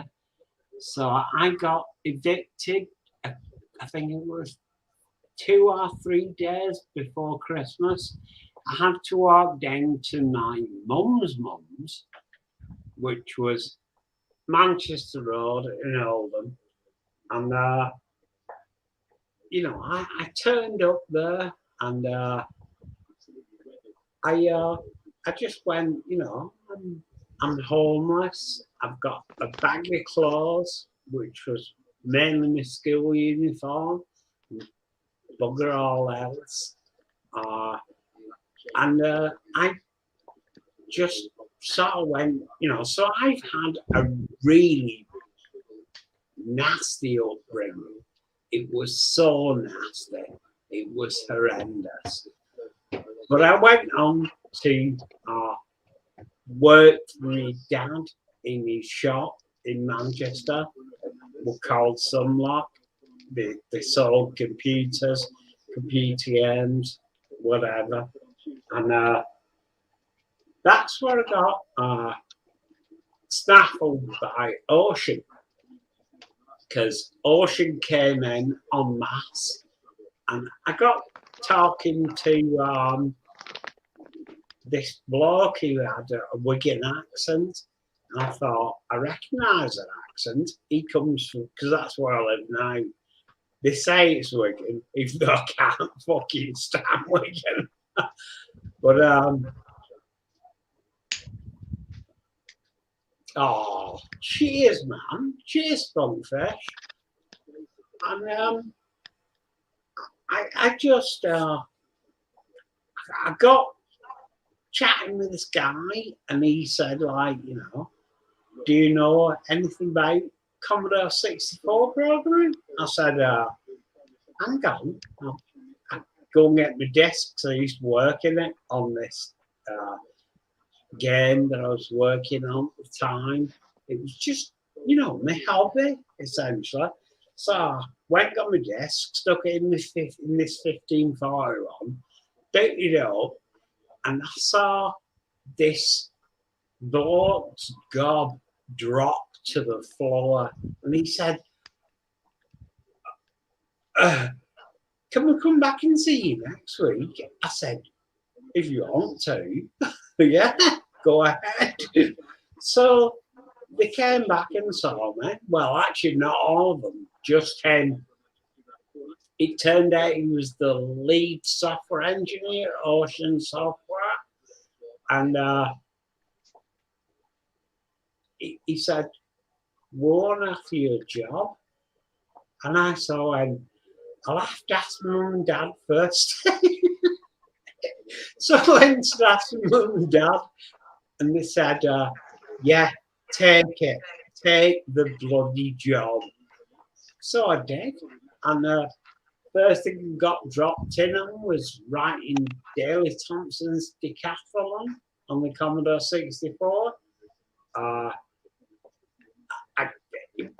It was mad.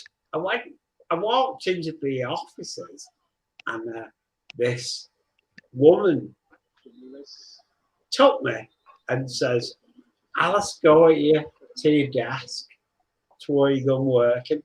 So I went into my own little office, and I honestly, I sat there. I closed the door. It was black other than a small desk lamp. And I sort of went, you know, to myself, what the fuck is going on? This is mad. I'm doing what could be a dream job. And I didn't ask for this. It got presented to me. And so I went on and did 30 plus years writing games, a lot of which a lot of people will have heard of. Things like my last game was MotoGP 910, sorry, which was for Konami. I think it was Konami. I can't remember. Yeah. But I've written so many games. I can't even remember, honestly. Normally, Turbo Gaming. Yes, I am from Manchester. It was mad. It was really mad. I just. Because you said you didn't smoke cannabis at a young age. Yeah, not at all. Right. Do you think if you'd have smoked cannabis from a young age, do you think that would have stupefied you? So No. you wouldn't have done the job? No? No. For the simple reason that, I mean, I was smoking cannabis 20 years ago, and while I was still working in the games industry, and if anything, it helped me solve problems, because I'd be sitting there. At one point, I even turned upside down on the couch and figured out a problem, a geometric problem I had with a split in my hand. And, you know, the way I look at it is you find your own release. I found a release in dance music, in raving, in smoking ganj, and chatting, friends. Did you do any other drugs back in the rave days? Oh, apart from weed? Yeah. Of course I did. I did ecstasy. I did MDMA, in other words. I did yeah. I did speed. That were it, really. No, yeah, I didn't get on with amphetamines. I wasn't one for amphetamines. You know what I mean? It wasn't for me. Same as the ecstasy. That wasn't for me either. I tried it. I didn't like it. It just wasn't for me. Now, the weird thing is, some people react to it well. Other people don't react to it well. I react to it really well because MDMA just made me happy, made me more talkative. I just love to chat to people.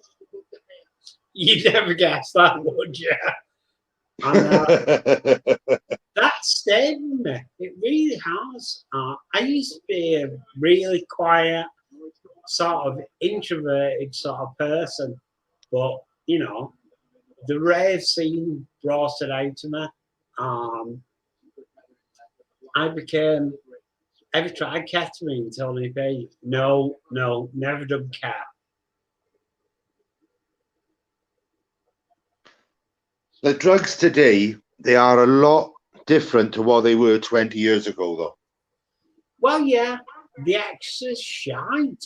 I mean, Christ, we used to get extra tablets that they costed like 20 quid at the time, virtually. And some of them, like New Yorkers, were absolutely mind-bending. They were brilliant. You had an amazing night of them. Glow sticks. Glow sticks? What? Glow sticks? What's a glow stick? You remember the glow sticks, Tony? Oh, glow sticks. No, yeah, I didn't. were you? I was too busy dancing and chatting. I'm one of those people that just partied, and I really did.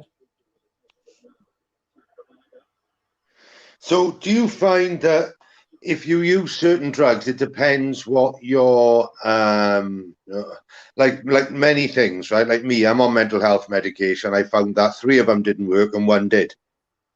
Everybody's different, and everybody reacts differently to different things. Yeah. So like I've never seen anybody pass away on these drugs. To be honest, I've never got involved in it that deeply to know or see anybody. You know, I took ecstasy myself, and I really didn't like it. I didn't like the stomach feeling. I didn't like feeling nauseous. I really didn't.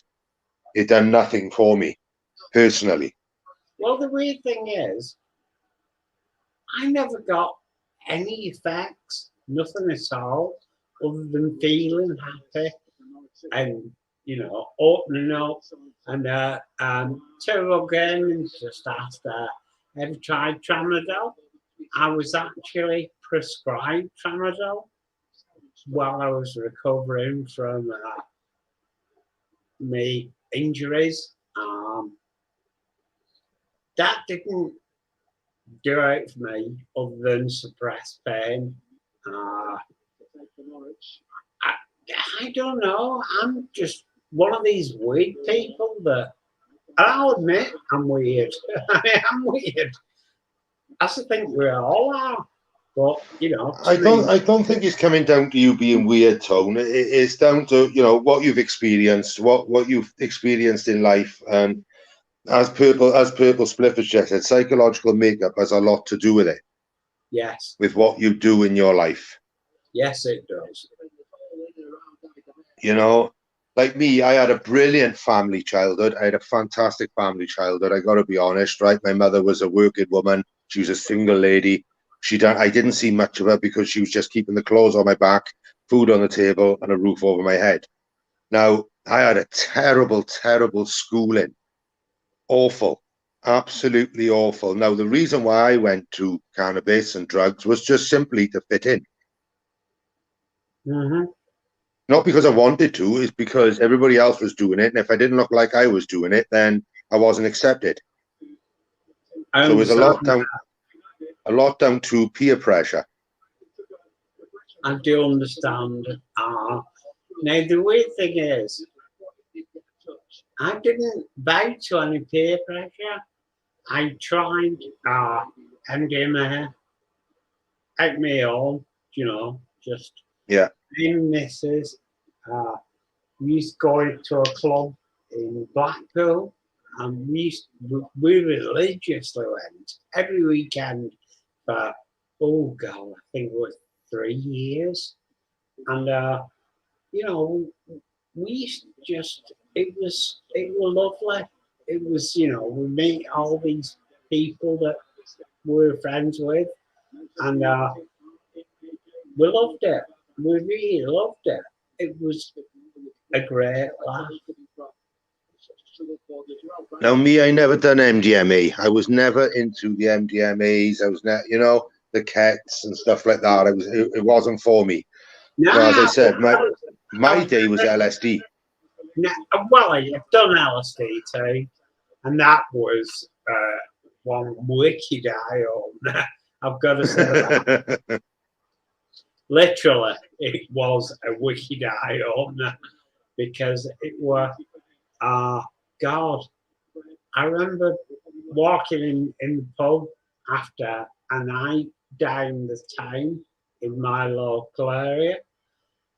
I was spaced off my brain, but I walked into the pub and I just looked at Ash.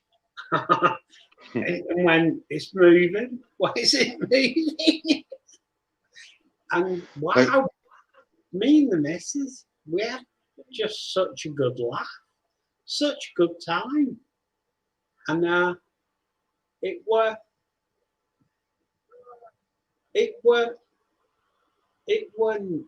just nice.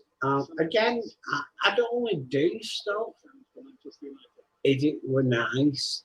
And, you know, if you felt... The only way you'd find it if it was nice is if you used it. Yeah. Do you know what I mean? So that's the only way you'd find out is if you personally used it. Now, me, I never liked mushrooms. Never, ever liked mushrooms. They made me feel fucking bogging. Oh, they made me feel bogging for days. Oh, no, I really like mushrooms, actually. No, I was more blotters and dots. Well, blotters and dots were, well, they were just another LSD. Yeah. But, you know, seems I live straight opposite a field that grows mushes left, right, and centre. We used to go from school, we used to go scavenging mushrooms from top of this hill. And I tried them first and I went, what the fuck? These things are wicked. It was so good. No, I done mushrooms I think twice, and I got to be honest, they made me feel terrible for days after, as did amphetamine, as did many other, you know, things that I've tried. I thought, that's not for me, that's not for me, that's not for me, you know. But I would try blotters, which were gigglies, which will just make you giggle and laugh and, you know, make the walls breathe a little bit. And then when you went into things like green dots and black dots and things like that, it was more intense. Hang on. Ask Mrs. Deb. What? Get yourself a camera. What did you think about things like ecstasy and ketamine? There she goes, look.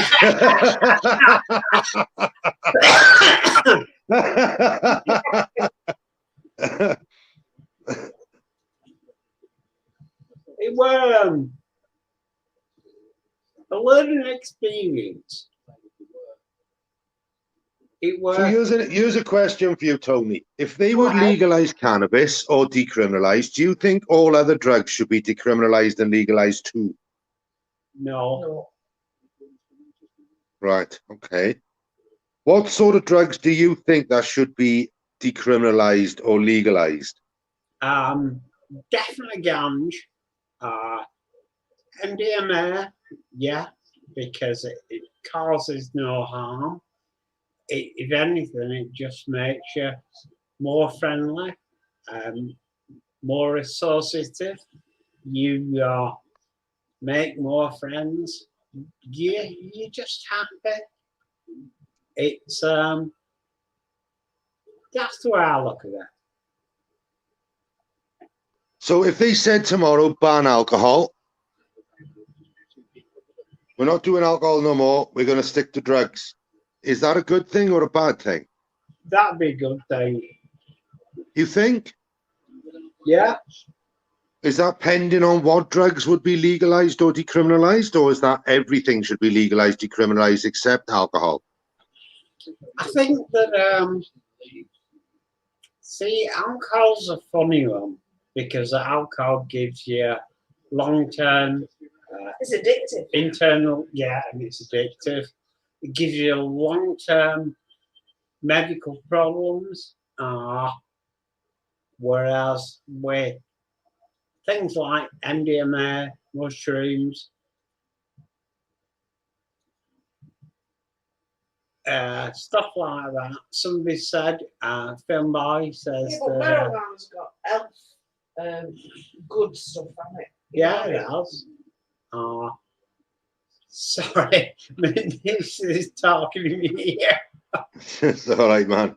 But the way I look at it is, this is not good for you. I'll drink it just because it's there, you know. But if I had a choice, I would prefer something else. Now, me, I'm dead against alcohol. I am. I'm really, really not a lover of alcohol. I've seen a lot of destruction come through alcohol. Exactly. A lot of destruction. You know, families destroyed. You know what I mean? Lives destroyed through alcohol. Now, I haven't seen the same effect with cannabis. No. Right? As I said, the statistic I brought up earlier, there was 36 people that have passed away through cannabis-related illnesses, right, in 2020 alone. Now, people say, oh, you can't die off cannabis. No, it's quite right. You can't overdose on cannabis, but it's not saying that it doesn't affect your mental well-being because it's more of a mental addiction than a physical addiction. Unlike alcohol, it's more of a physical addiction than a mental addiction. Yes, it is. You know, This so is why the government needs to rethink everything about simple small drugs. Small drugs, you know, that like MDMA, like cannabis. They just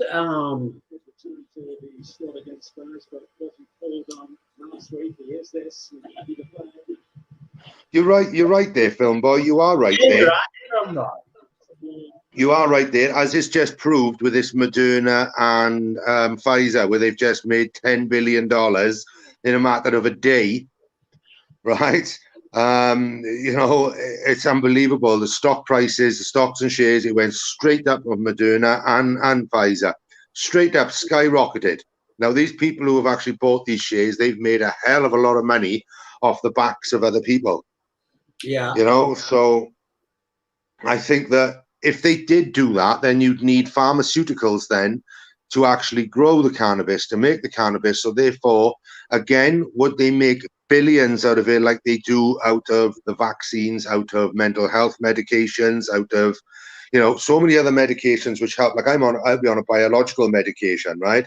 I think it's 4,500 per injection for me. Wow. I may have that wrong. It may be £4,500 a month. I may have that wrong, but it's about that. It's about £4,500 for these 2 biological injections I have to have twice a month.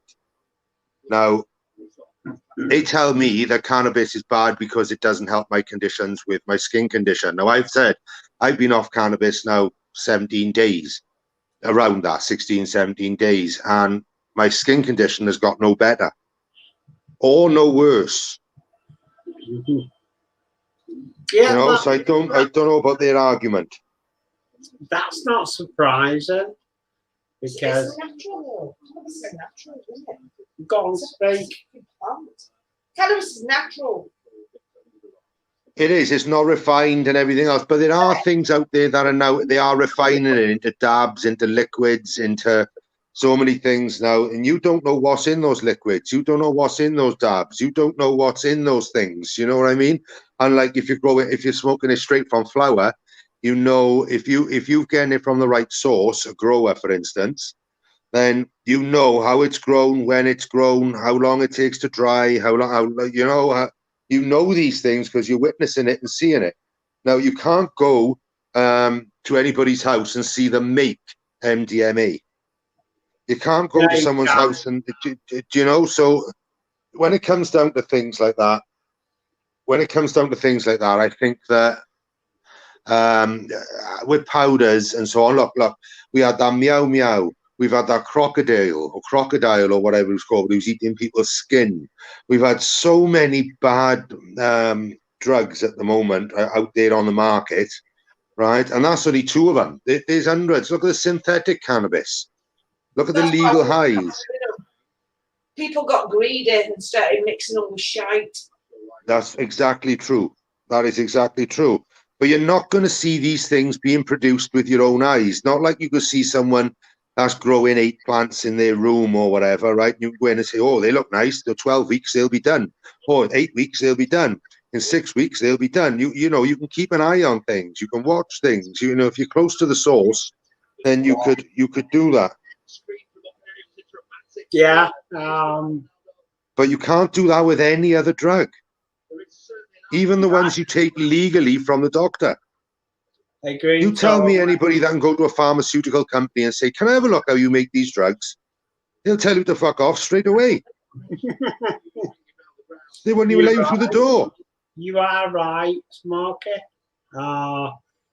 This is again the reason why we stopped smoking ganj, because the only thing we get hold of was these bugs that they tasted nasty. I didn't like them at all. I didn't like the effect of it too, because I was used to smoking, you know, solid ganj block, and Now, even back in the day, when you had a quarter back in the day of the solid Moroccan or an ounce or whatever you had out of your little pillow, because that's what it looked like, didn't it? Back in the day, your 9-ounce bar looked like little pillows. there you Right. go, squishy black. Squidgy black, 00, gold seal, red seal, yeah, you know it, right? You could see back in the day it was green, in the middle was green. It was the way it was supposed to be. And within 5-6 years of it being about, there was beeswax, tire resins, there was glue, there was all kinds of shit thrown into it just to make the weight. They threw all sorts in. So then it moved on to the vegetation. Sorry, United just scored. Oh, mate. Ronaldo. No, I'm not going down that road. I'm a Scouse. I'm not going down that road. I'm happy they won today. Well, Scouser. I love it. Yeah. My two teams. My one team, Cardiff, drew, and Liverpool won 2-1. So I'm happy with that. No, I don't want to talk football because I'll be talking football all day, Tony. Honestly, I love football, but yeah, I think that, you know, and the thing is as well, what they're doing at the moment is genetically modifying things. Yes, they are. Right, and I think that's a very, very bad thing. I don't think it's a very good thing because the strength is too strong. Yeah, I agree totally.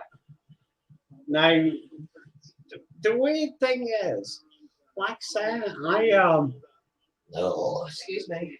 you pig. I stopped smoking ganj 2 years ago when the first lockdown started. And I just stopped. It was like that. I just went, that's it, it's all gone. I don't care. I weren't doing anything anymore anyway. Again, I think people got greedy again and started mixing it with shit. Yeah. Yeah, So you've heard mine and Mrs. comments on it. We're you know, we've been through it all. My missus was with me when I got squashed by the police car. She saw it, and she won't miss then. She was my girlfriend. Even though I had another girl at the same time too. I was a dirty bastard. But she looked after me all the way, you know, coming through the injuries, the ailment. Florence! Yeah, she was Florence. And it were, again, it were like, you know, bloody hell. So that's when I went, I'm going to marry her. So in a club, good man. in Blackpool, I got down on twatted, yeah. I got down on one knee and says, Dad, take my ring, I want to marry her. And she said, yeah. And I was like, fuck off my tits. I went, fucking yes, you know, Christ. I've found the woman I want to stay with. And we've been together for how long? 31 years together. 31 years. You get shorter life sentences, don't you? Yeah, exactly. 25. We live in our own house, completely paid for, that is beautiful, in a beautiful area. We can get deers coming across the field straight opposite. We've got 2 pet hedgehogs that come visit us regular. They don't visit us now because we think they're hibernating now, even though it took an awful long time for them to hibernate because I was feeding them chicken every night. I'm Lee come out with a good one. Have you ever heard of the Cali buds that are going round at the moment, Tony? What? The caliber? Cali, yeah, California buds. Oh, no, I've not tried those. Now you're talking 3.5 grams for around 60 to 80 pounds. Fucking hell. Jesus. Right, I've never bought it myself because there's no way I would pay that amount of money. No. I have tasted it. And I have the same effect off that than what I did if I paid £25 for 3.5 grams. Well, I'd say you'd expect that because they've developed the idea of cross-pollination, of producing something that's stronger, hybridization. Yeah, but they're the same. This is what I'm saying. It's the same strength. It's between 28 and 33% THC. Now, if you get yourself a good dose of blue cheese, right, that's got 30% THC in it. So I don't understand why you'd want to pay 60 to 80 pounds for 3.5 grams and it comes in a tin, a jar, a packet, whatever, right? And not pay, you get a double amount. I just don't understand why you pay 60 to 80 pounds when you can buy the same, have the same effect for 25. Yeah, no, I agree totally. See, I was one of these Now, Purple, that's not strictly true. That's not strictly true. I know people who are growing weed, UK Cali, and they're putting it in tins and they're selling it for £80. Fucking hell. And it's going. Supply and demand. Yeah. What's that? Supply and demand. That's exactly what it is. It's all about making money. Yeah, of course it is. It's not about the benefits or the non-benefits. It's nothing like that. And this is what I hate. I really do, because to me, I think, no, it should be supply and demand. It should be supply because people want it. But there's no way on this earth that I would pay 60 quid for 3.5 grams. There's no way on this earth. Rather do without. Yeah, me too. Exactly. Me too. And there's Sparky. They used to years ago, Sparky, yeah, crushed glass. I've seen hairspray mentioned. I've heard sand being put in it, so it gives it that texture that you need. And I've heard, this is why I go to sources that I can go and see their grows. I can go and see what they're doing. I can, I trust my supplier, sort of thing. I won't buy it from just anywhere. No. Yeah, no, that's right. Now, like I said, the weird thing is, I smoke resin, so squidgy black. No, you look at resin. Look at resin, Tony, right? How much weed does it take to make an ounce of resin? Fuck out. No, it doesn't actually. It takes loads, mate. Really? Loads and loads and loads. You've got to propagate it. You've got to go through the ice bags. And then there's layers of weed then. And as we get to the end of the layers of the weed, you've got the strongest weed at the bottom, which is called bubble ash, right? Now, bubble ash, if ever you get a chance to try that, that's expensive. That's about £20, £25 a gram. Wow. But a lot of work goes into it, and a lot of weed is wasted through making that. Wow. This is where it gets weird, because you think, I smoked ganj for like 20 years. 20 years. And we used to spend like, 15 quid to 20 quid on a lump of resin that would last us for 3 weeks, about 3 weeks. And you know, we knew there was, they mixed it in fuel containers to increase the volume, but Yeah.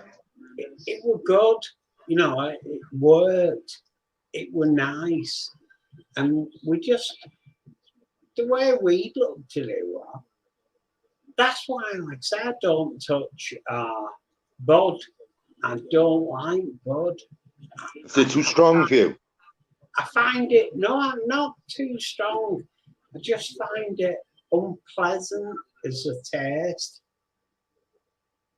Whereas with resins, I like them. You know, they were okay. What was that? Mellow. They were mellow, as my wife said. They were Yeah.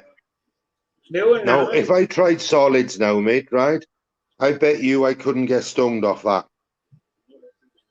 Well, you've been probably touching. Saying that, after 17 days, I probably would, to be honest, saying that. Yeah, you've been doing skunk leaf bud, which, you know, it does have a really Do you remember the strong old Thai stick? Thai stick? Yeah, I remember Yeah. Well, did you know there's not much THC in Thai stick? It's all CBD. that. Because it's not a bud, it's a bush. That wouldn't surprise me, because Thai stick was very mellow, I'd say. It tasted good. It was very mellow. Nothing, it wasn't intense. But then again, I find that Oh, I fucking missed that. I find most of the solids that I've taken, they were always like, you know, mellow and nice. And that's all I wanted. Yeah. So when I tried skunk and I tried ganj more than out, I actually didn't like them that much because I found them just not the same, you know, not as mellow, not as nice. Maybe I'm just an old fucker.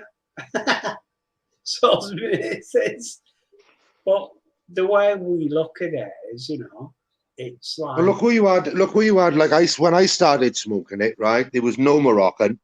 It was all slate. Slate. It was all slate where you'd burn it and it'd fluff up, and away you go.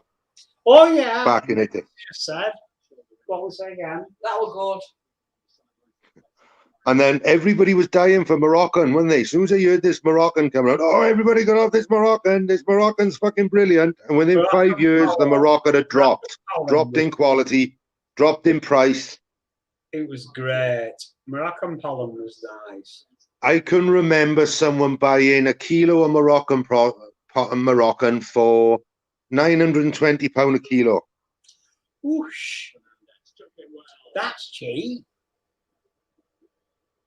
It was, yeah, it was cheap at the time. Right, I'm Lee. I don't know why I can't have you on. It doesn't say, and probably because you've got your camera and your mic shut off, look. So I can't. They won't let me bring you on. So it doesn't give me the option to bring you on, brother. Unfortunately, Red Leb was another. Yeah, Red Lebanese. That was another one. Red Lab. Great. I forgot about old Red Leb.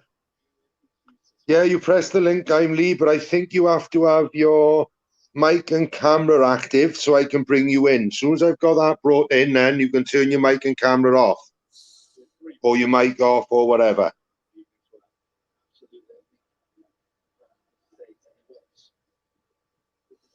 Now, the weird thing is, I use my camera for every panel phoning I do because, you know, I get fed up with impersonators. I get tons of them, and they've had me banned from. Oh look, Sharky. Hello, Debs. Hello. It's not letting me let you on, Lee. It's not letting me let you on for some reason. It's not giving me the option to bring you on. For some reason. I am sorry, buddy. Yeah, so the be all and end all is if you're going to legalize cannabis or decriminalize it, do you think that they should legalize, decriminalize heroin? Do you think they should legalize, decriminalize cocaine, crack, all the other stuff that's coming in at the moment? As Mrs. says, say again. Fucks up too many lives. But don't you find cannabis can fuck up lives as well, though? It can, but people don't go robbing and holding people to gunpoint just to get the next fix. Yeah, I get you. I get you. But don't you find then that's detrimental to mental health reasons then if you can't get hold of what you need? How long did it take you to actually not want a joint after you give it up for 2 years ago? It took me a day.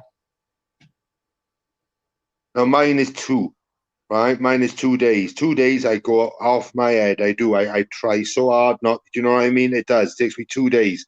After those 2 days are over, it's not an issue. Yeah. Again, some people find it addictive. I never found it addictive. Not in Mrs. We stopped like that. We just stopped. Now, did you find you thought a lot clearer once you'd stopped it? No, I thought exactly the same. Yeah. Stop having munchies. Stop dead having munchies. That's the problem, isn't it? You're either a savoury or a sweet person when you're on that. It's either you like your pasties and your pies and your goodness knows what, or you like your chocolate. And Anything at all. Slice of bread with butter on would have done.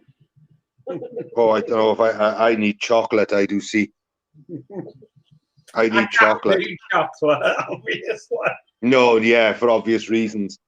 But wouldn't you think that chocolate or for instance replacing it with a pasty or a sausage roll or crisps, because they're the main things I go for, to be honest. Crisp. If it's not chocolate, it's pasty, sausage roll and crisps. Definitely crisps. Crisps. Yeah. I got a massive addiction to crisps. I have.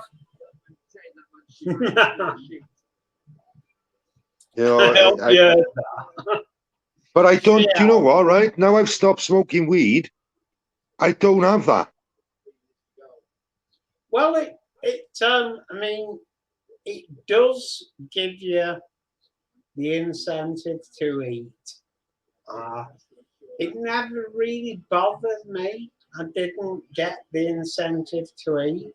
I was just, get a joint, have a laugh, and a block of cheese. I'll never live that one down. Block of cheese. I tell you, I done it to myself the other night, Tony, right? I ate a block of Cathedral City, right? And I'm telling you now, I did a block of it. Extra mature. My favourite. Absolutely my favourite. My girl knows me well, right? She knows I was struck for the next day, right? The next 24 hours, I honestly thought I was excreting a fucking cow, right? Because I could not get off the toilet, right? It really did. Eggs is another one. I can't stop at 2 eggs. I got out about 4 or 5. And then it does the other way, where I just can't go. You know what I mean? Yeah, so I do things and this is where my addictive personality comes in now. Yeah, I understand. There she goes, heart attack on a plate. That's what she calls it, heart attack on a plate. Tastes bloody good though. But the thing is, she don't know. I don't use a plate. I'll just bring the block in, get a knife with me, and that's me cutting away, chomping away, cut, chop, cunt. That's me. That's me. Terrible for it. I am awful. But again, it comes down to my addictive personality. Yeah, no, I Whether it's foods, whether it's drugs, you know, it is. And this is why I've been afraid to try a lot of things, because I know if I like them, I may have an addiction. So therefore I steer clear of things, especially certain things. yeah, I understand that. Now you mentioned your addictive personality. What the fucking hell do you think I've got? Purple, I had that issue the other day, brother. I had that issue the other day. I restarted my phone and it seemed to have worked. So you might restart your phone, then restart your stream, yeah, or restart the thing, and I'll put the link back up and see if we can get you in. It told me my mic wasn't working, and it was. So there may be an issue with StreamYards. Restart. That's all I need Yeah. to do. Ooh. I have the same problem with my webcam in my office. I've got to unplug my webcam, plug it back in, refresh the browser, refresh the page, and it all works then. But I've got to do that every single time I've used it once. So there's 13 of us in the chat. It's not a lot, not a big chat today, right? Okay. But how many people would like to see the decriminalization of cannabis? Put one in the chat if you would like to see the decriminalization. It's 15 in the chat now.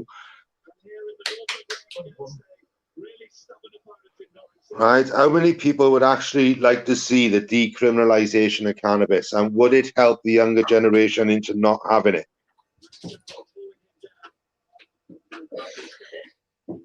One. We've got lots of ones. That's interesting, because Lynn is not for it, but she's up for the decriminalization of it.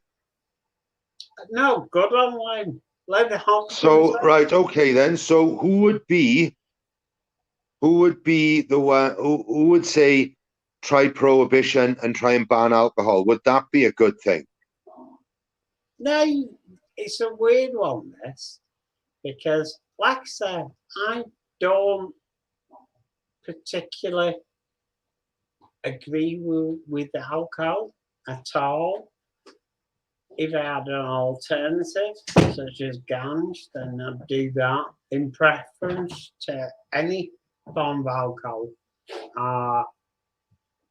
But it's people's own choice. You can do what you want. If people like having a drink, they can have a drink. If people like having a joint, they should be able to have a joint. I don't agree. Do you think it's good if you mix the two? If you mix the two, it's actually good because you get the. Unless you've never had it before, then you haven't waited. Yeah, there you go. Did you all hear that? What was that, Deb? Unless you've never had it before and you decide, yeah, go on, I'll give it a go. And then Oh, yeah. Yeah. You know, like I found that myself personally, when I used to drink back years and years ago, that if I'd had a spliff before I'd had a drink, I was fine. But as I said, if I'd had a drink and then had a spliff, I'd be hugging the toilet for a few hours. I've never solved that problem. No, I do have that. I know a few people who have that problem. If they have a couple of cans of lager and then they have a spliff, they're hugging the toilet. They go on what's called a whitey. They start sweating, going white, going pale, start feeling weak. And you know what I mean? Feeling sick and nauseated. Now, if you do it the other way around, you don't get that. I don't understand that. No, now do I. Bong didn't agree with me. The bong didn't agree with you. No. I used to do all that back in the day, the lungs, the bongs, the buckets, you know, the pipes and everything else. I've done all that years and years ago. And if I tried it now, I would probably be sick as a dog. I would. And I wouldn't enjoy it. I wouldn't enjoy it. The thing, you know, you do these things not to feel sick. You do it to Enjoy it. Oh, Yeah. Dad. Big up Debs. She's right. Thanks, Spunkfish.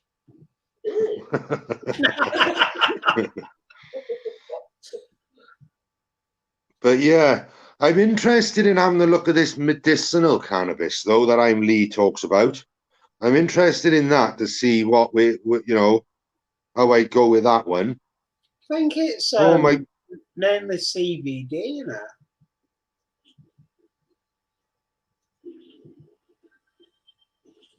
I dare say people in the chat will correct me if I'm wrong.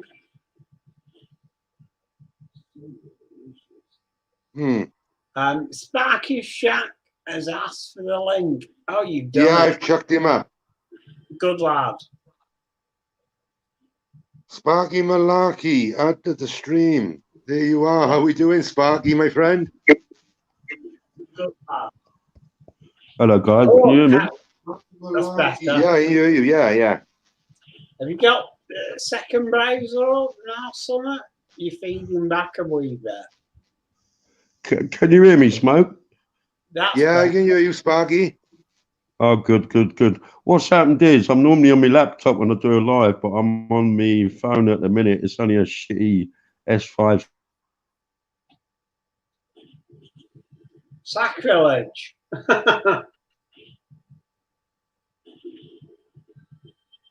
Yeah, it's What's going on? The browser has lost fucking whatever.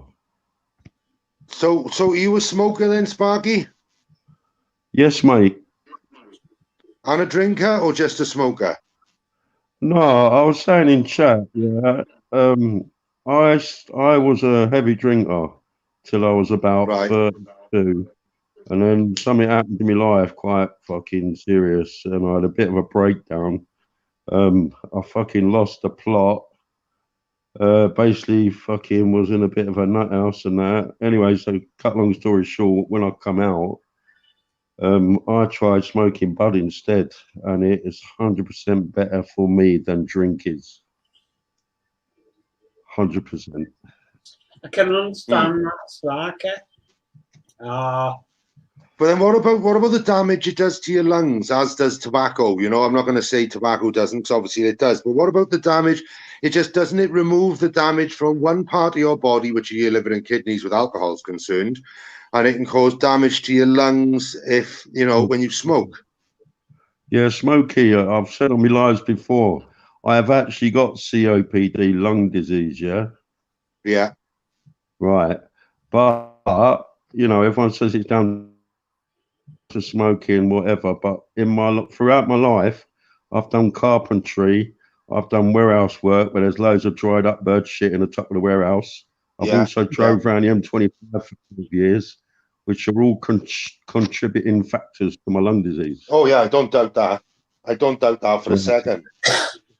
Yeah. Obviously, I don't doubt that for a second. Obviously, every time I go doctors or hospital, they say give up smoking. Smoking is the only thing I'm on about. Cigarettes and bud keeps me sane. If I didn't smoke, mate, I would. There's no much point in me fucking being here still. Yeah.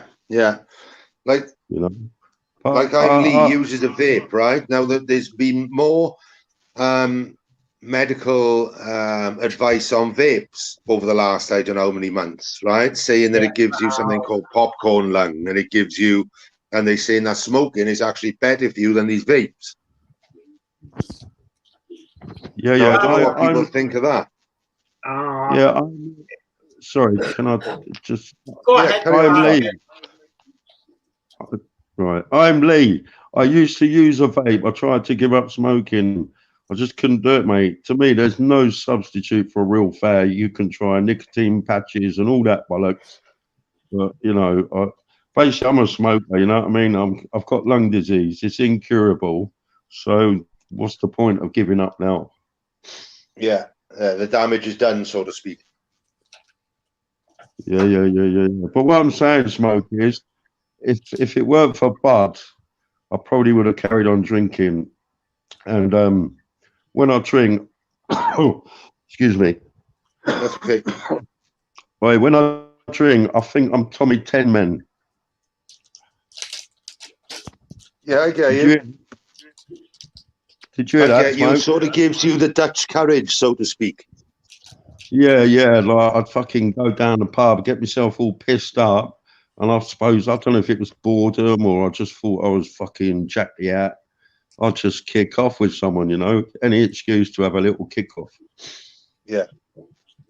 And there's a lot of that. And this is another thing I don't understand, why you go to a pub and you don't have to wear a mask. That's one thing I don't understand, because by the end of the night, you don't wash your hands after having a piss, right? After you've had 15 pints, right? That's the last thing that's on your mind is going out. The first thing that's on your mind is having the Chinese or a kebab, right? After a skinful. Right, and they're not going to wash their hands every 5 minutes. It's not. Do you see what I mean? They're going to be, and if they're fighting or they're getting off with men, women, whatever they're doing, they're still exchanging fluids. They're still close to each other. They're still spitting on each other. Do you know what I mean? So I'm a little bit confused with the way things are being dealt with at the moment. Smoky, yeah. If you turn all drinkers into smokers like weed, it'd be more love, more love in the world, not fucking everyone wants to tear each other's head off. Well, when I was in prison, the prison officers would say, right, why don't they give the prisoners weed? Because they would have an easier job. Yeah. And the police will probably think the same way, and to a certain degree.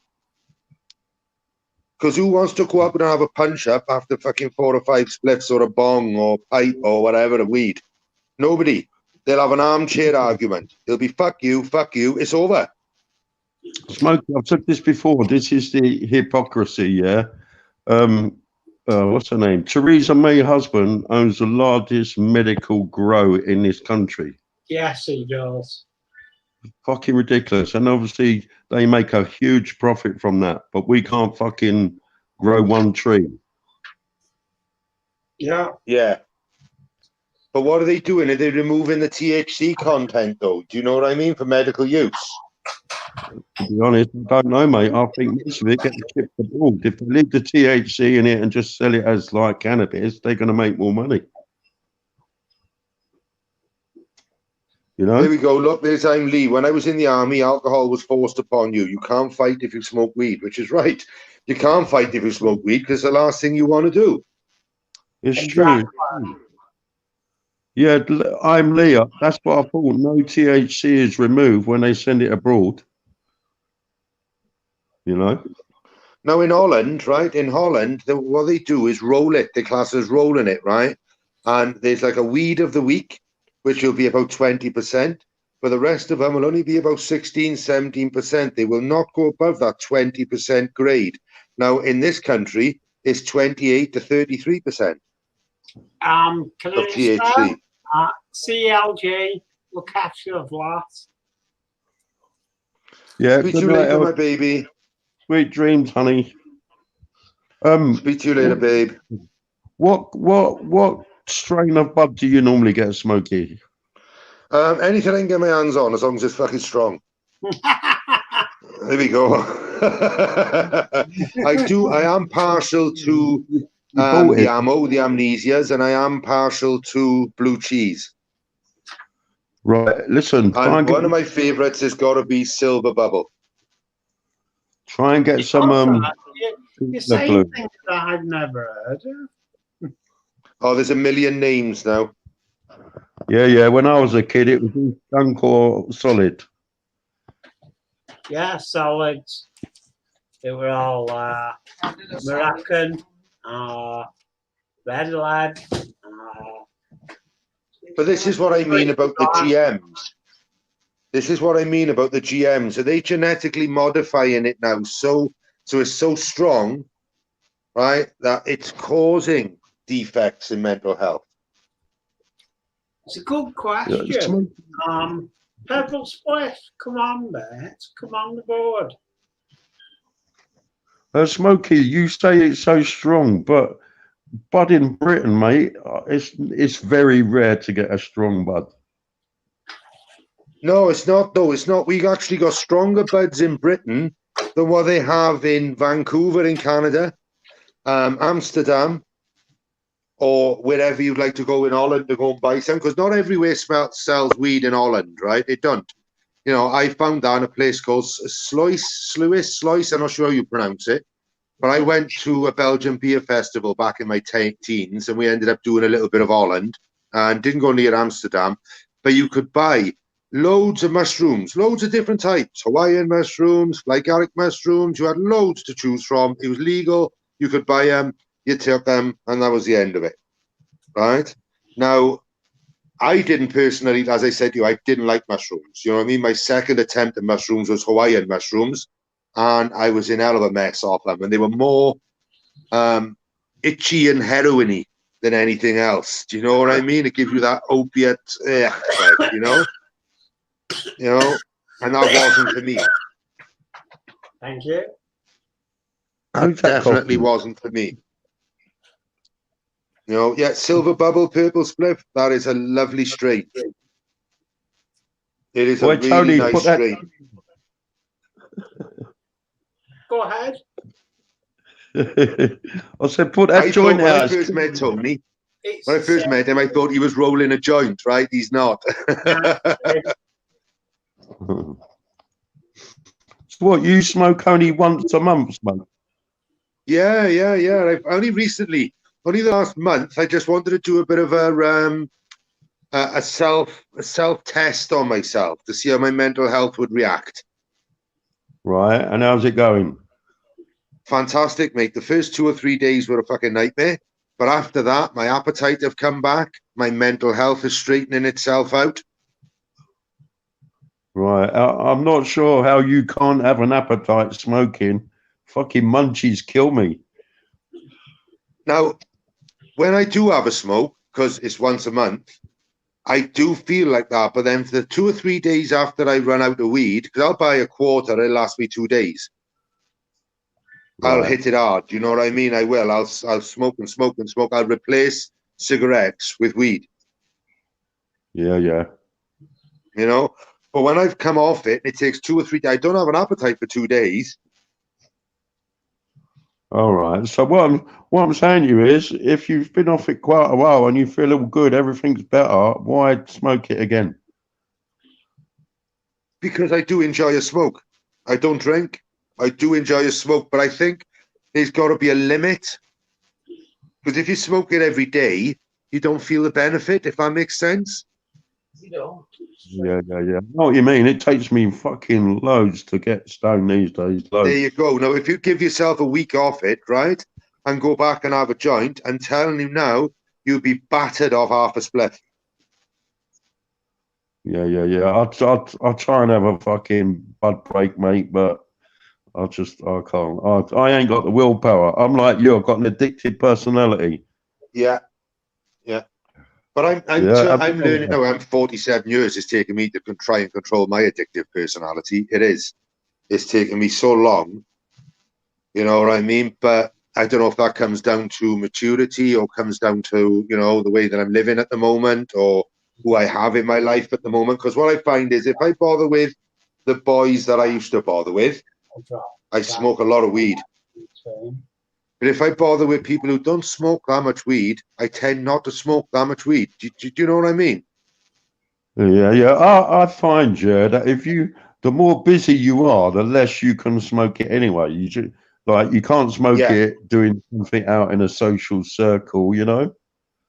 No, in this live, I've done 15 rollies. 15 lorries. 15 rollies, roll-ups. Oh, okay.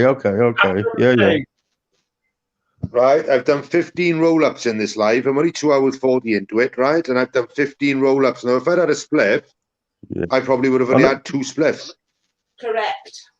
Yeah, it's fucking habit though, isn't it, Smoke? Because like you're doing now, I'm picking up one after the other, and just to give my hands something to do.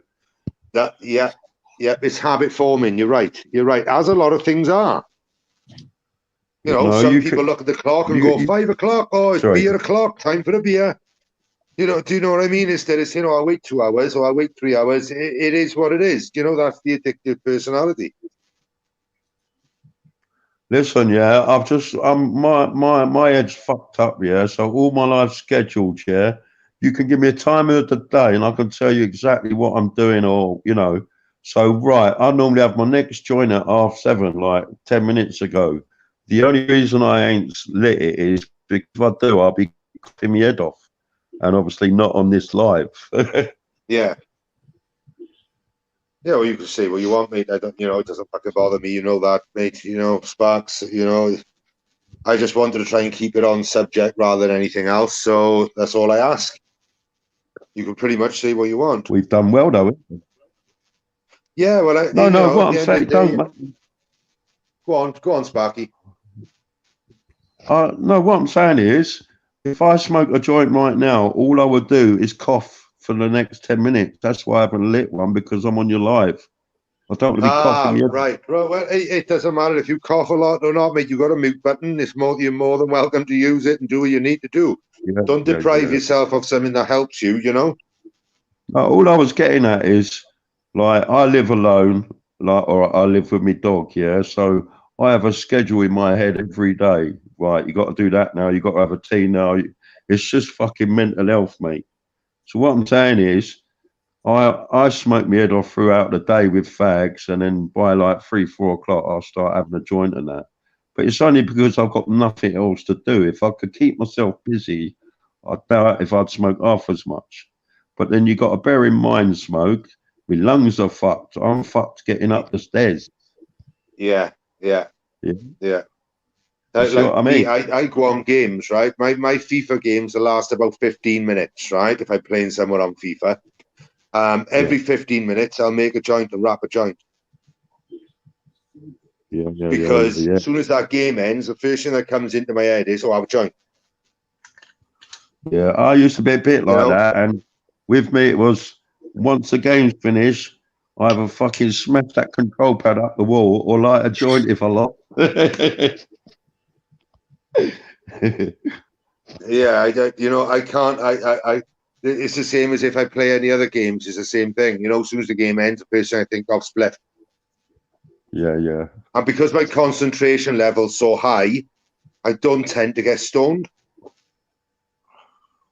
Yeah. So if I'm doing a live and I had weed now, I probably would have only had 2 joints, if that, and I would be battered. I would be absolutely fucking ruined. I gotta be honest, because I haven't had it for a long time. Mate, I'll be honest with you. I'm that intolerant now, or what is it, tolerance? I can smoke 6, 7, 8 joints a day. Now, I used to play a lot of golf on the PC years ago, and I'd buy an ounce of weed, and I can guarantee that ounce would be down to half ounce within 118 all round on Tiger Woods. There'd be 4 of us playing. It'd take us all night to play it, and I'd do half ounce a night on my own. Yeah, that's a lot. That is. That is a lot. I used to smoke a lot of weed. I used to smoke a lot of weed. I could smoke about 3 ounces a week at one stage of my life. Back when I was in my mid-20s. Fuck me, that must be non-stop then, Smoke. That was non-stop. I'd have 3 cups of coffee and 4 spliffs before I even thought of getting out of my computer chair. Fucking hell, mate. That's not good. That's not good. No, and this is where my life went a bit cuckoo. I lost a relationship through it. Do you know what I mean? I lost so much through it because I couldn't see what was happening. Again, couldn't see the forest for the trees, you know? Yeah. Can I just say to I'm Lee, you're 100% right, mate. If I put the music, I like reggae, the old reggae. If I put that on while I'm smoking, I reach different fucking worlds. Yeah. A bit of Jimmy Cliff or something like that goes down well, doesn't it? Yes, Smoke. Go on with your Jimmy Cliff. I like my old Jimmy Cliff. Yeah. Yeah. And Night Nurse and all that sort of stuff. It's all good for me, man. I do like all that sort of stuff. Yeah, that was Gregory Isaacs, wasn't it? That was Greg Isaacs. That's right. Yeah, Gregory Isaacs. Yeah. I like a bit of Steel Pulse. Have you ever heard of Steel Pulse? Yeah. But they weren't really my cup of tea, to be fair. No, they were. I don't mind a bit of Steel Pulse. I like That a was bit pretty of good back in the day. I like fucking like Sanchez, Wayne Wonder, Beres Hammond, Oh Gregory, yeah, all them. yeah. You know, Anthea and Donna was another good one. You could sit there and Uptown Top Ranking and Yeah. yeah. King, So yeah. you know, we're pretty much on the same wavelength, aren't we? With that, when it comes down to things like that. Yeah. And you can't forget That's- God. You can't forget Mr. Marley. Yeah. Robert Nesta Marley. You know it. You know it. You know, and even he would say, "Don't smoke it and abuse it. Smoke it and use it." Yeah. He had And loads that's of how he things wrote to most say. of his songs. Was smoking it and using it, sitting on his rock outside his house. And that's what he used to do. He used to have a couple of joints, sit outside the rock, use a rock as his pillow. Yeah. And he'd wake Hold up on. and he'd go, right, that's what I'm going to write a song about. And that's exactly what he'd do. Yeah, I think Tony's getting bored. Go on, Tony.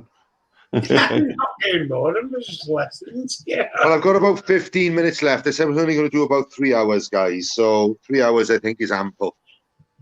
Yeah, I'm Lee. I'm sorry. I'm Lee. Yeah, I know that Reggae Shark song is fucking funny as fuck, isn't it? I've never heard it, so that's something I'm going to have a look at. Yeah, YouTube. If it's anything like Smoke. fucking Baby Shark, right, I'm not fucking playing.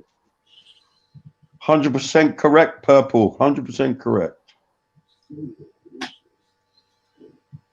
Yeah, reggae was designed with weed on mind. Yeah, it was, because obviously the Rastafari religion.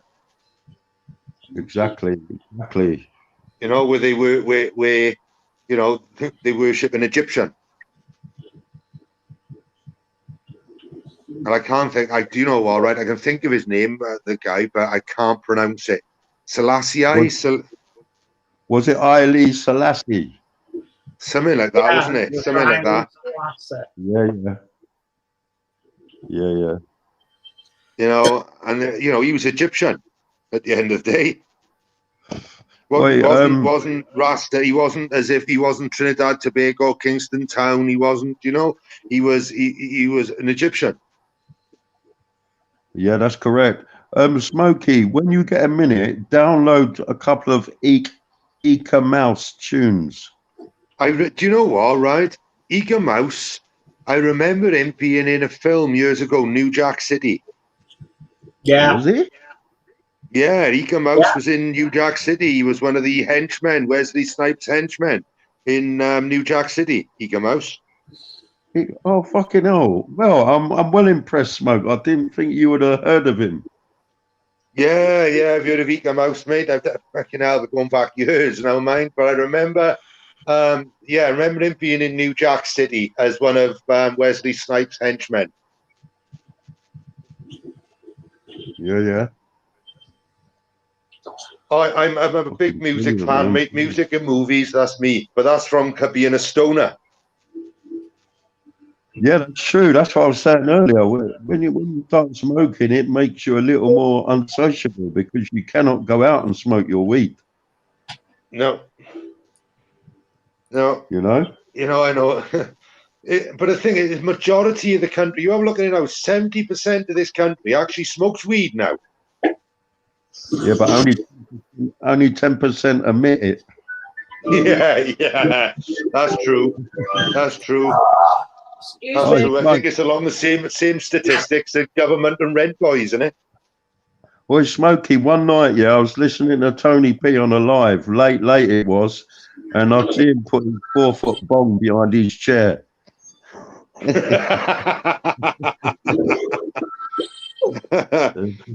4 foot, that's a small one.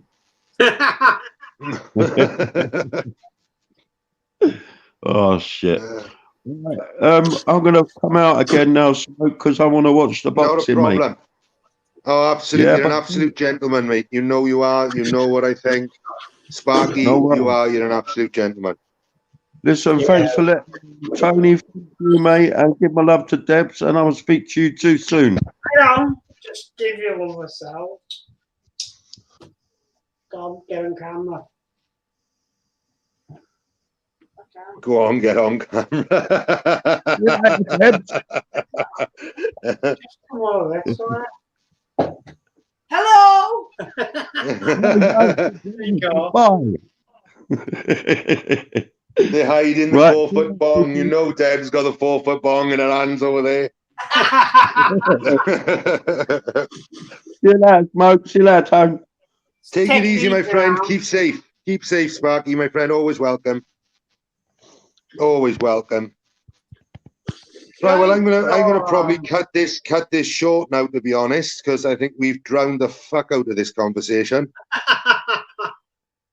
Absolutely, without a doubt.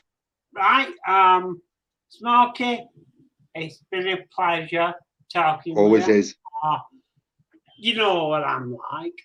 I love Can't talking shut the to people. fucker up. Can't shut the fuck up. But It's yeah, all good, Tony. wicked, absolutely Brilliant. wicked. Thank you. Thank you for coming in. It really is appreciated, both of you. Thank you very much. You're very My welcome. pleasure. Look after yourselves, guys. And you both keep safe. Everybody in chat, you've been great. No insults, no nasties, which is good. It's run smooth. It's run really smooth, Tony. It has. It's been really good. Take Yeah, it easy. fantastic. Okay, look after yourself, man. And you, my friend. And you, buddy. I will give you a ring, definitely, Tony. Right? Just mark my words. Expect my phone call. Listen to them. Don't smoke too much, Smokey. Oh, I always smoke too much. It's just I can't get my.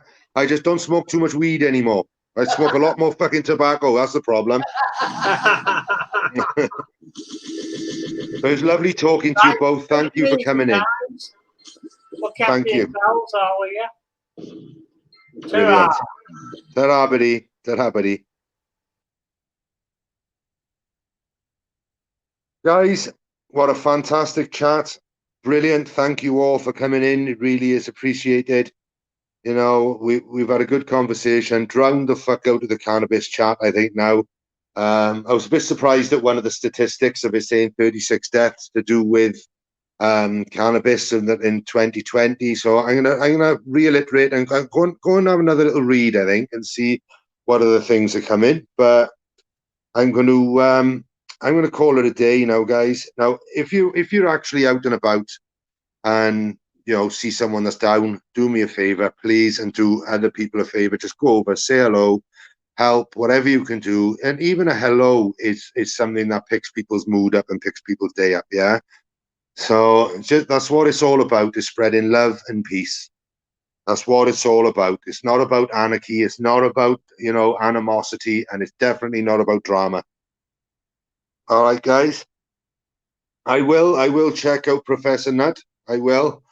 And I will have a look at that legal cannabis, Lee. I will definitely have a look at that, without a doubt. Without a doubt.